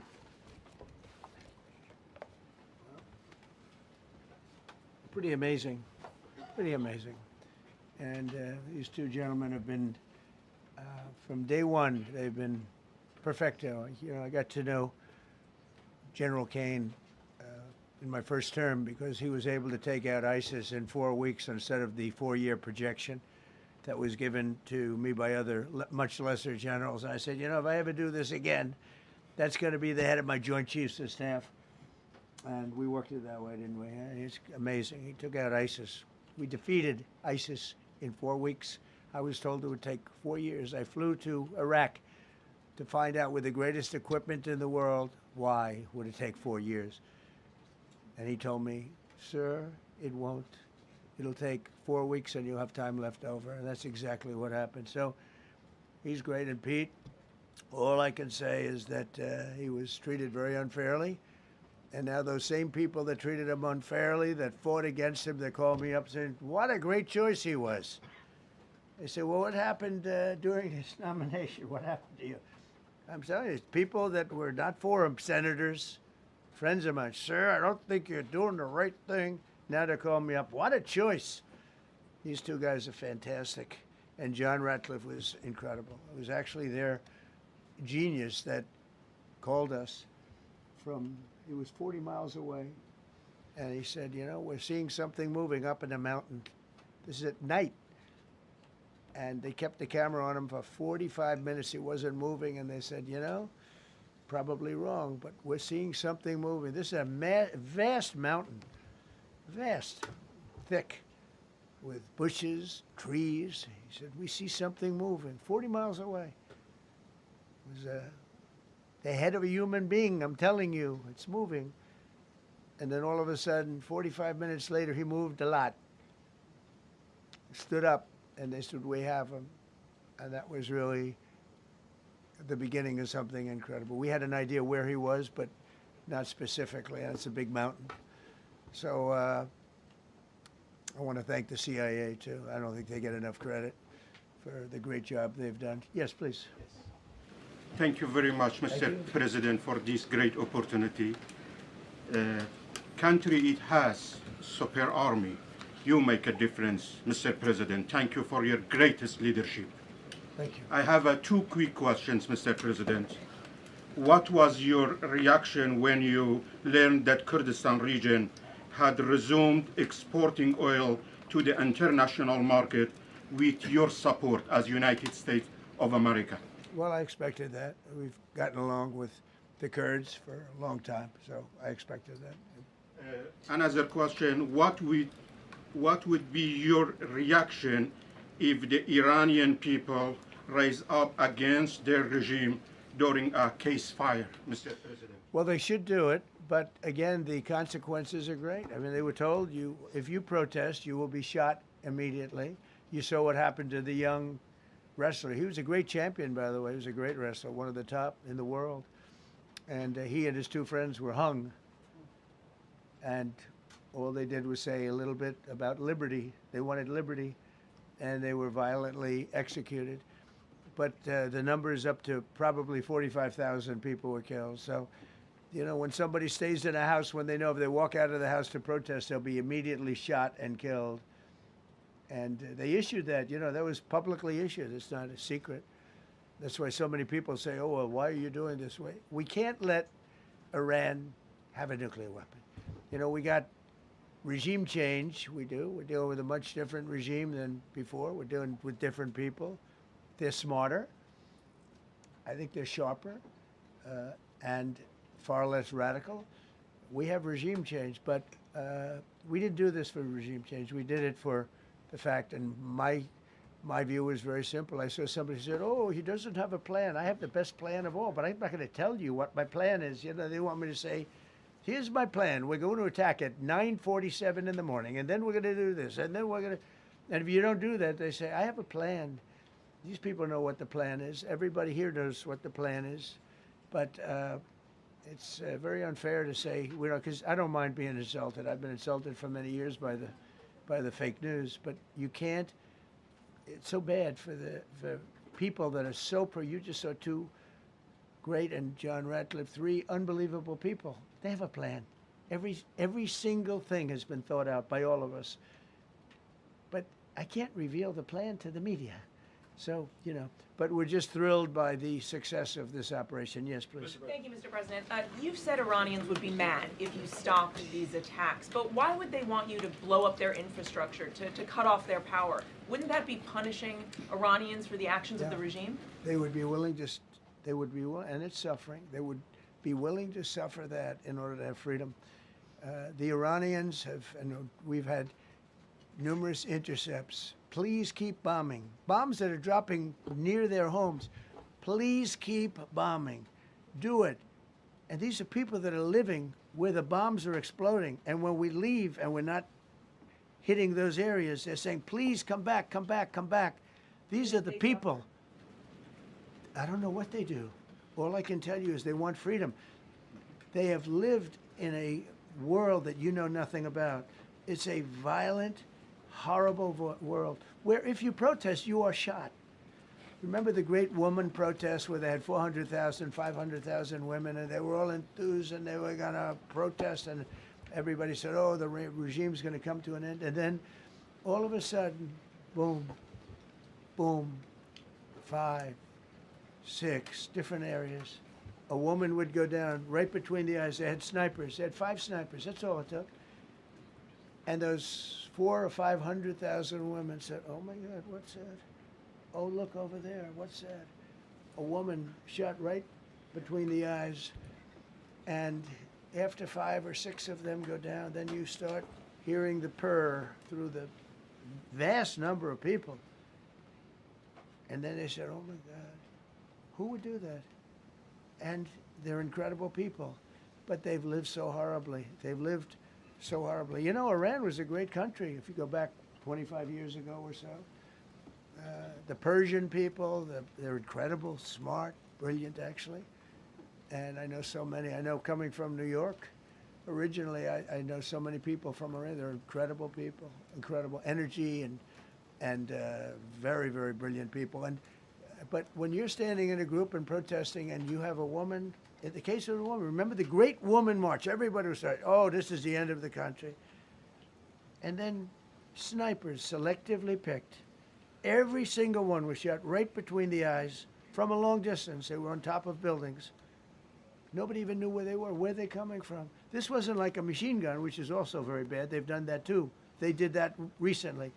This was snipers sitting on the top of buildings, aiming and hitting women. And when they see people go down, and all of a sudden there's a riot in the reverse direction, and they never came out again. And a lot of the news doesn't talk about that. They talk about, oh, women's rights. You want to see women's rights? You're not going to see it there. It's amazing when I see some of the stupid people like, AOC +3, all that group. They talk about, oh, freedom for Iran. They don't tell you the real facts. Women, men, gays. How about gays for Iran? They kill the gays. They throw them off buildings. So I wonder what's going on. I can only say this. They want us to keep bombing, even if it jeopardizes, because their life is in much greater danger. They want freedom for Iran, but it's very hard for them to protest. I actually tell them, I said, don't go out. I fully understand. Nobody in this room would go out. I don't think there's any, because frankly, it's not a question of bravery. We're all brave, right? You're brave, I'm brave, we're all brave. But we're also intelligent. If you have people shooting at you, expert shots with the best rifles you can get, and hitting you right between the eyes every single time, and you're looking here and you're seeing and you're looking here, you're out of there. I don't care who it is. Please. Mark Meredith, Fox News. I know that. Oh, thank you. How would I know that? Go ahead. America's watching. No. Good job. Can we go back to the weekend? First off, was everyone on board with the operation, or were there people that were trying to talk you out of going through with the operation this weekend? Not everybody was on board. Somebody else within No, there was military people, very professional, that preferred not doing it. These two were totally on board. which was very important. If they weren't, I would have had a little difficulty. But no, there were military people that said, you just don't do this. You don't go into the heart of a very powerful military. You know, this is, hey, you have countries and countries. You have some countries where military is not their strong suit. This whole thing is militarized like nobody's ever seen before. Half the people are wearing uniforms. And we had people within the military. Usually it's not done. That's one of the reasons. You know, I was surprised. Somebody said it's the only time it's ever been done. I said, that's not possible. But it is possible. Because you're going into hundreds of thousands of soldiers along the path. I mean, look at some of the helicopters, how they got hit. So, yeah, there were people within the military that said it's a wise. And don't forget, how many men did you send altogether, approximately, for the operation? I'd love to keep that a secret. Okay, well, but I will tell you the number. I'll keep it a secret, but it was hundreds and hundreds of these people. It's pretty good. Is he central casting? But hundreds of people went into this journey. Hundreds of people could have been killed. Forget about the equipment. A lot of equipment. Nobody cares. Hundreds of people could have been killed. So we had people that were within the military that said this is not a wise, and I understood that, but I decided to do it. Was there a point that that you were thinking, there's too much on the line, and somebody was saying maybe we abort this now and wait? I mean, given the resource, like the general said, it seemed like there was so much on the line here. You must have been thinking, well, this could have completely changed. So the first one, which was in many ways as dangerous as the second, I guess it gets, because we're flying over daylight. You know, we're the best at the world at night. We have goggles that nobody. We have goggles. I've tried them. They're unbelievable. I see better with the goggles at night than I see without them during daylight. I mean, daylight today, we have a beautiful day. You see just as well with goggles. In many ways, it's enhanced. So we have the best in the world. So it's much safer for us to do it at night, whereas other people, no other country has that capability. They don't have that particular piece of equipment like we do. But when I was told flying and in daylight, I think we flew 7 hours over Iran, and that's a long time, over unbelievably hostile territory where they have nothing but weapons. We took out their anti-aircraft, which is great. We took out their radar, which is great. We took out a lot, but they still have, you know, what hit this one was a handheld shoulder missile, heat-seeking missile. So it's not like, you know, they're totally whatever. And they had probably a little luck, because you got to get lucky. But they shot it, and it got sucked in right by the engine. But these guys were out of there. They were great. Their timing was great. But no, I was told that this is a very dangerous mission. I understand. They didn't say it's a foolish mission. They said, you know, we're going to be sacrificing hundreds of people do this. This is, I mean, you have tankers that are flying over this area so that because the flight was so long, they had to refuel. It's a very dangerous mission. I just felt it was worth it. If you would have told me that we would have been successful, gotten both, and nobody was even essentially injured, I would have said that would be impossible. Yeah, Bruce. Mr. President, thank you very much. Thank you, sir. I'll come back to you. Okay, thank you. Given that you are now dealing, you say, with a more reasonable, less extreme leadership in Iran, what does that mean for the protesters, for the human rights movement in that country after this conflict? Well, What's your positive. expectation? Yeah, if they assume control, if we do something and they assume control, I think it's very positive, a big step. I don't think you'd see the radicalization that you have seen in the last. Look what happened. I mean, women are being executed because they're not properly clothed, they say. They're not properly clothed, and they execute the women. They shoot them right on the street. No, you have a much different group of people. Now, I'm not saying we are dealing with them. Essentially, they have till 8 o'clock tomorrow night, Eastern time. But we are dealing with them. I think it's going well. Mr. Witkoff is here, and JD's involved in the dealing. Mr. Witkoff is sitting right here, and I think it's going fine, but we'll have to see. You have to understand, we've been dealing with these people for 47 years. I'm standing here with a much more powerful Iran as of a month ago, not anymore. Right now, they are decapitated. But I'm standing here a month ago with a much more powerful Iran than it was at any point during 47 years. This should have been handled by 7 presidents, a lot of presidents. And those presidents are saying now, every one of them to their friends, we should have done this a long time ago. So it's not something I like doing. It's very dangerous, and we're getting them at the height of their strength. If I didn't terminate the Barack Hussein Obama Iran nuclear deal, they would have had a, don't forget, that was a path to a nuclear weapon. Remember this. He chose Iran over Israel, pure and simple. How Israel can vote for a Democrat is if you're Jewish in New York City or any place else in this country, and how you can vote for a Democrat is unbelievable, because he chose Iran, a very hostile Iran. Remember when he filled up a 757 with cash, billions of dollars of cash, and he sent it over to them. Then they gave them tens of billions of dollars. He chose Iran over Israel. And really the Arab world, if you look, because, you know, the other, Saudi Arabia, Qatar, UAE, I mean, you take a look. I mean, I can add Kuwait and I can add Bahrain, and you can add others. He chose such an unlikely candidate. Nobody could believe it. Frankly, if you're going to choose between Iraq and Iran, he should have befriended Iraq. He went in the exact opposite direction of all thinking. And he made a terrible mistake. But that was a road to a nuclear weapon. And when I terminated that, everyone said, oh, he terminated it. It was one of the best things we ever did, because he had a road to a nuclear weapon. And it was a very short-term deal. You know, countries don't do 10-year deals. Countries do hundreds of years. You don't do a 10-year deal. For a country, you need, this isn't, you're a landlord and you're renting a store on a certain street, and you give somebody a 5-year or a 10-year lease. This is a country. It was a short-term deal. It was ready to expire. I terminated it before it expired. Took a lot of heat, and it was one of the best things I ever did, because he would have had a nuclear weapon. Then he would have had another nuclear weapon, had those beautiful B-2 bombers not gone in 8 months ago and obliterated that site. And by the way, the word is obliteration. CNN said, well, maybe it wasn't complete. It was so complete that they still haven't been able to get it. It was obliteration. But if we didn't hit them, that was a courageous decision, too, because we had all those planes flying in at night with very little cover, unbelievable stealth planes, and they were able to do their job.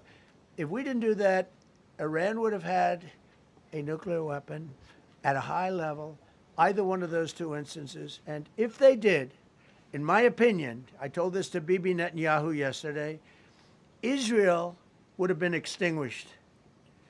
Large portions of the Middle East would have been extinguished, whether it's Saudi Arabia, Qatar, UAE, or others. And you saw that with thousands of missiles raining down upon them. They didn't think they were going to be hit. They thought they'd be watching us fight. And all of a sudden, UAE got hit by 1,500 missiles. He would have taken them out also. And they were powerful. If I didn't come along and terminate the Obama deal, which was terrible, the Iran nuclear deal was a road to a nuclear weapon, a big one, unlimited, legally. I terminated it without even much thought. It was so easy. I terminated that, and then the B-2 bombers. And I did one other thing. I had killed Qasem Soleimani, who was an evil genius. And the reason I did it, I heard he was going to knock out 5 of our military bases. And had he lived, I believe we would be fighting perhaps a different Iran right now, because he's never been replaced, you know. And I did one other, but this one was not picked up. Osama bin Laden. If you read my book, I said you got to take him out 1 year before the World Trade Center came down. So I wish you'd read the book. But you, as a president, to be a good president, I believe you have to have good instincts. And a lot of this is instinct. Yeah, please. Thank you so much for taking my question, Mr. President. Yeah, go ahead, President, please. last week you suggested that Europe should take the lead on reopening the Strait of Hormuz. Has circumstances changed now that you're issuing a direct 48-hour 48-hour ultimatum? And secondly, would a new ceasefire include Israel, or would it just be between Iran I can't and talk the US? about ceasefire, but I can tell you that we have a active, willing participant on the other side. They would like to be able to make a deal. I can't say any more than that, but they'd like to do it. Mr. President, You've listed the goals.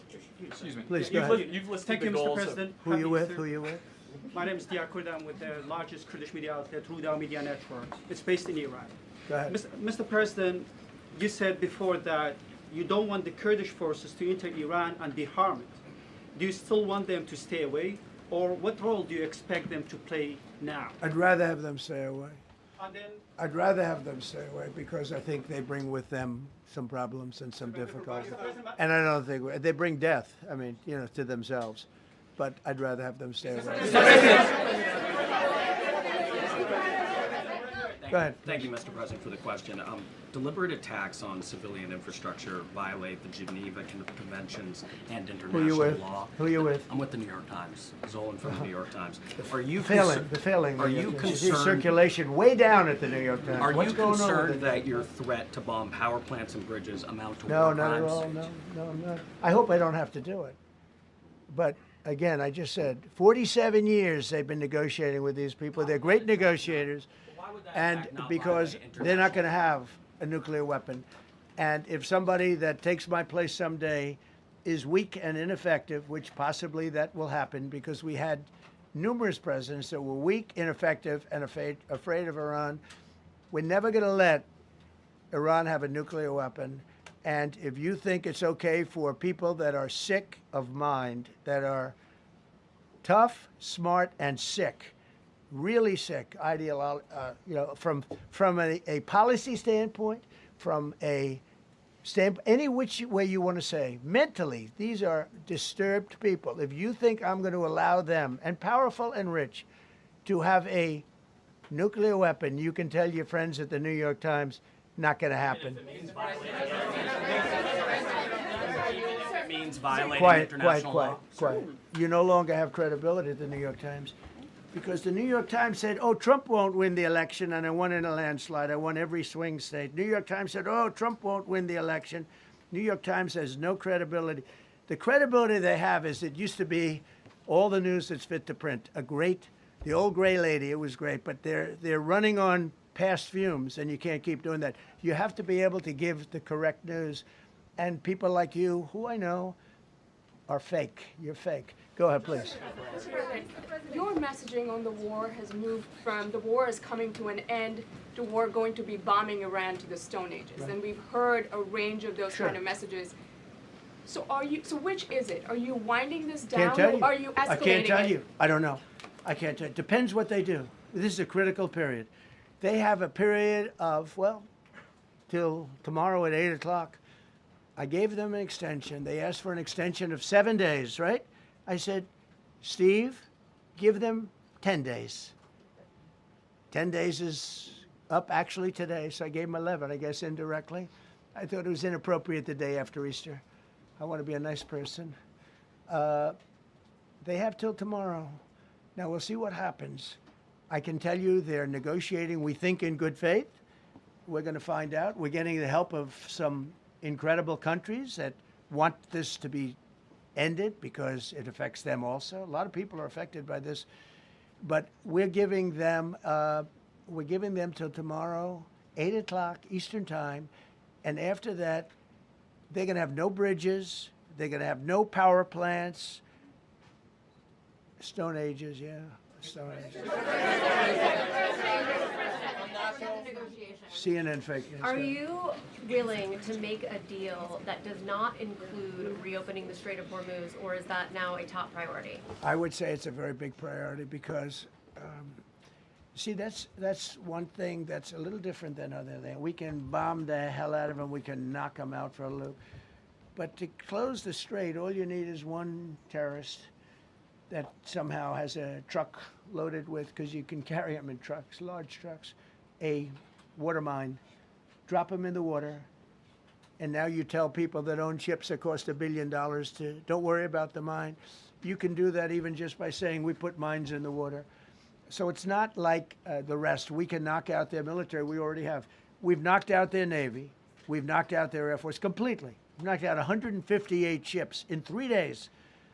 We've knocked out even their mine droppers. They don't have any mine droppers anymore, but they put them on other boats, and they could drop them. I'm not even sure they have any mines there, by the way. I'm not sure. I'm personally, they say there might be 8. I don't know. I think there might be none because they're very good bullshit artists. That's why for 47 years they've been bullshitting other presidents, and they haven't done the job. And people are living in hell.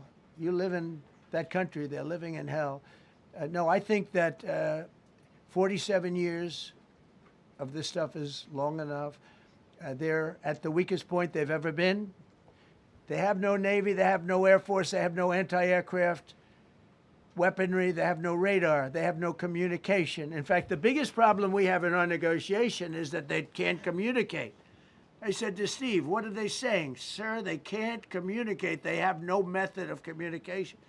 So we're communicating like they used to communicate 2,000 years ago with children, bringing a note back and forth. They have no communication. But all I want to see is I want to have a safe world. And you're not going to have a safe world. Israel will be gone. The Middle East will be gone. And then they're coming for Europe. And I have to tell you, I'm very disappointed in NATO. Very. I think that NATO, I think it's a mark on NATO that will never disappear. Never disappear in my mind. You know, they're coming to see me on Wednesday. They're going to say, oh, we'll do this, we'll do that. Now they all of a sudden want to send things, you know. But they said it loud and clear at the beginning when I spoke to UK of all. I would have said they would have been the first because they're the oldest. And I say, yeah, I'd love to have a little help. He said, no, sir, we'd rather wait till you win. I said, I don't need help after we win. They have 2 old broken aircraft carriers, barely work. I said, I guess we can use them. Who the hell knows? I called the general. He didn't even want them. He said, we don't really need them. We got the SS Abraham Lincoln, sir. We don't need them. You know, we have, in terms of technology, we had one day 101 missiles going at 2,700 miles an hour, aimed at the Abraham Lincoln. 101 missiles. Out of 101 missiles, 101 missiles were shot down. Unbelievable technology. 10 years ago, 5 years ago, I don't know if that would have been possible, but 10 years ago, that wouldn't have been possible. 101 missiles heading to a ship that's not that far off the coast. And out of the 101 missiles, we shot down all 101. We have weaponry. The Patriots are unbelievable. We have weaponry that's unbelievable, yeah. Go ahead, please. Yes. Thank you, Mr. President. You said earlier today during the egg roll that you would like to take Iran's oil, but Americans want U.S. forces home. Correct. What's that trade-off? If I had my choice, yeah, because I'm a businessman first. With Venezuela, as you know, the war was over in about 45 minutes. And we have great people running Venezuela, very good people. I mean, the relationship is good. And we are a partner with Venezuela. And we've taken hundreds of millions of barrels, hundreds of millions. Over 100 million barrels already is in Houston, refined and out. And paid for that war many, many times over, many times. You know, the old days, to the victim. Okay, you know that. To the winner belong the spoils. Go the spoils. And I've said, why don't we use it? To the victor, go the spoils. And we don't have that. We haven't had that in this country probably in 100 years, because even the Second World War, you look at the Second World War, we didn't have it with the Second World War. We helped rebuild all those countries. We rebuilt Germany. How about Germany telling us that, well, it's not their war. We had nothing to do with it. They wanted me to go and tell them everything I was doing.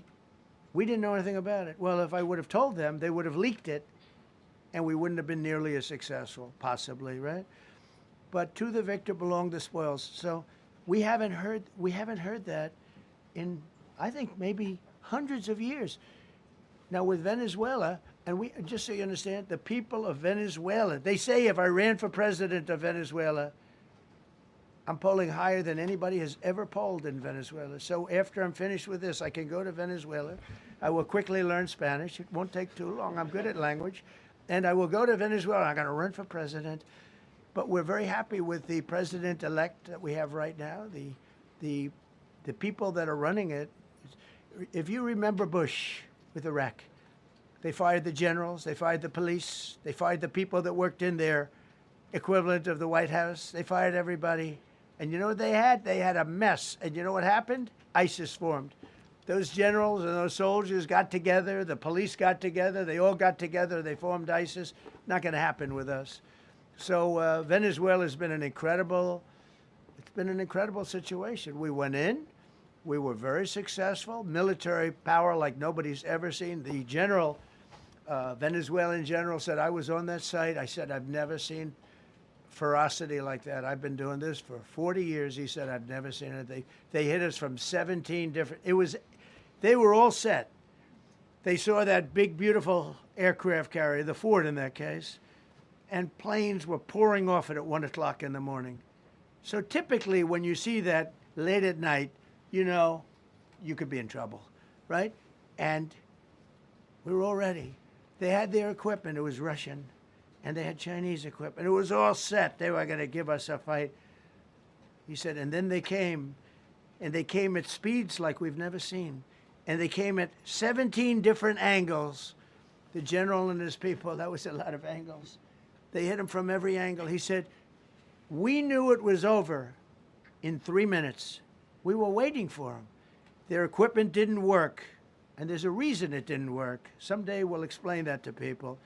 They pressed the button, nothing happened. They pressed it again and again, nothing happened.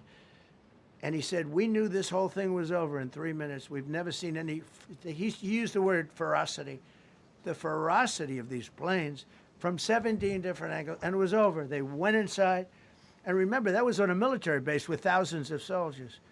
And those soldiers looked and they said, get the hell out of here. Thousands. We didn't have thousands. We had like 200 people.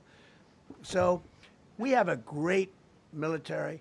And I'll tell you what, somehow this rescue captured the world's attention, more so than normally. You're talking about 2 people. But this rescue captured the world's attention. But we did it in Venezuela. That was amazing. And now we have a very bad man in prison and going to trial. I mean, he released, aside from the drugs, which he was terrible, Maduro released hundreds of thousands of people from jails into our country. Drug dealers, murderers, the worst people in the world were released into our country because we had a stupid president who probably didn't know, and we had a border czar who never went to the border and never once called our great Border Patrol agents, right? Not once, Kamala. She never called the Border Patrol.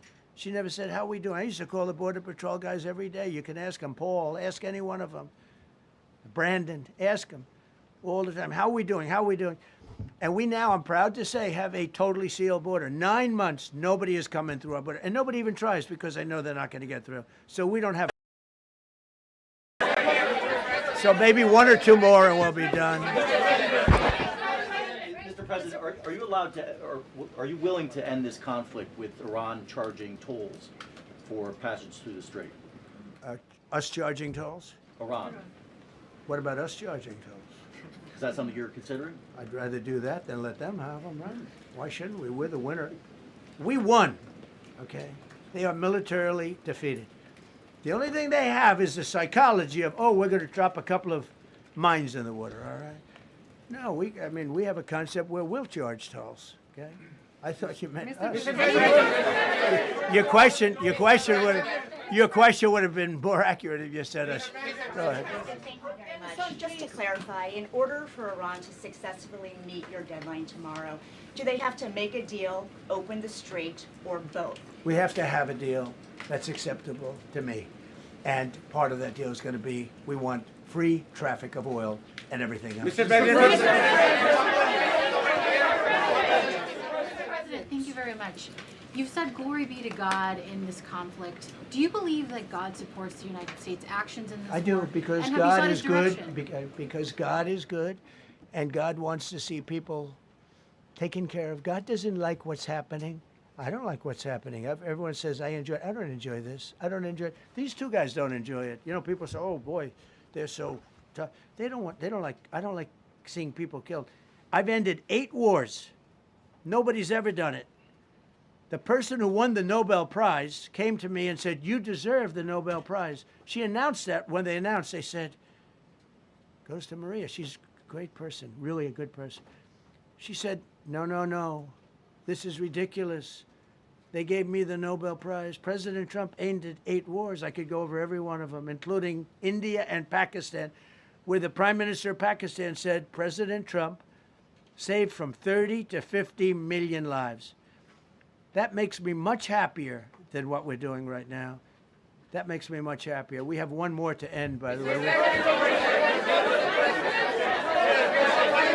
Okay.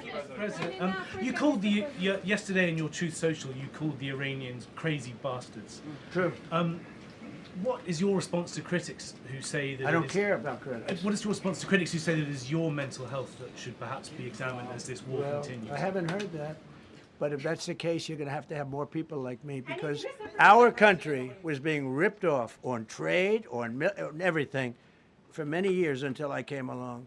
So if that's the case, you're going to have more people. Dasha, go ahead. Dasha, go. You said that very little is off limits in Iran as far as targeting, Yeah. including power plants, bridges, you've mentioned those. Very little is off limits. Are there certain kinds of civilian targets, though? I'm thinking schools I don't want or to tell you hospitals that. you I don't want would to say tell is you off- that.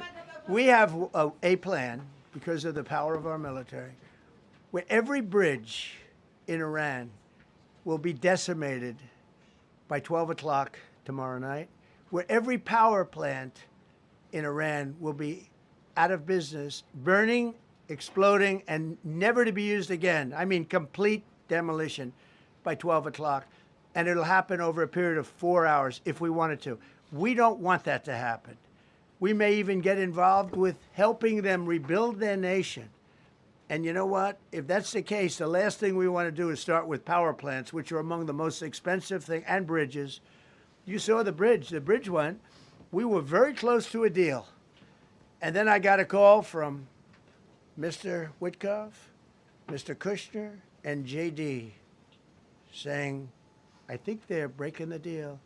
I said, tell them that's okay. Don't worry about it. But tell them to look out their window and watch. And within 45 minutes, I gave the order to knock out the biggest bridge. I gave the order, knock out the biggest bridge in, I believe, the Middle East, but the biggest bridge in Iran. And within 10 minutes after I gave that order, that bridge was over. So do I want to do that? No. Do I want to destroy their infrastructure? No. It will take them 100 years to rebuild. Right now, if we left today, it would take them 20 years to rebuild their country, and it would never be as good as it was. And the only way they're going to be able to rebuild their country is to utilize the genius of the United States of America. On NATO, you voiced your displeasure with NATO in the past. Is there a danger to the U.S. not being the de facto of the leader of the alliance, and then other powers within the alliance then getting the decision-making when it comes to wars and nuclear weapons? No, it's not a danger. Look, we went to NATO. I didn't ask very strongly. I just said, hey, if you want to help, great. No, no, no, we will not help. I said, that's all right. You don't want to help? Because I've always said NATO's a paper tiger. See, NATO's a paper tiger. Putin's not afraid of NATO. Putin's afraid of us, very afraid of us. And he's explained it to me a lot of times. I got to know him very well. I know him very well. NATO's a paper tiger. NATO is us. And when we needed them, we didn't need them, by the way. We didn't need them, obviously, because they haven't helped at all. Just the opposite. They've actually gone out of their way not to help. They didn't even want to give us landing strips. Think of it. And it's not just NATO. You know who else didn't help us? South Korea didn't help us. You know who else didn't help us? Australia didn't help us. You know who else didn't help us? Japan. We've got 50,000 soldiers in Japan to protect them from North Korea. We have 45,000 soldiers in South Korea to protect us from Kim Jong-un, who I get along with very well, as you know. Do you notice he said very nice things about me? He used to call Joe Biden a mentally retarded person, okay? So don't tell me about your stuff. Joe Biden, he said he's a mentally retarded person. He was so nasty to Joe Biden. It was terrible. But to me, he likes Trump. And do you notice how nice things are with North Korea? It's very nice. But we have 45,000 people, soldiers, in harm's way, and right next to Kim Jong-un with a lot of nuclear weapons. 45, which should have never happened if a certain president, I'm not going to mention this president because I happen to like him, believe it or not, but if a certain president did his job, Kim Jong-un would not have nuclear weapons right now. But they were all afraid to do their job properly. But just to conclude and just to finish, Japan didn't help us, Australia didn't help us, South Korea didn't help us, and then you get to NATO, NATO didn't help us. There were some countries that did. Now, countries that have been good, now you could also say they're got to be a little bit more involved because they're in the territory, but Saudi Arabia has been excellent, Qatar has been excellent, UAE has been excellent, Bahrain, Kuwait, that we lost with friendly fire, they call it. I call it unfriendly fire. They unfortunately didn't know how to use our... The pilot said, what kind of a missile's coming at us? Patriot. Boom, they got out. Because they know a Patriot never misses. So they had beautiful Patriots. There were planes heading in their direction. So, NATO is a paper tiger. Guy. Secretary General is great. And Greenland. They don't want to give it to us. And I said,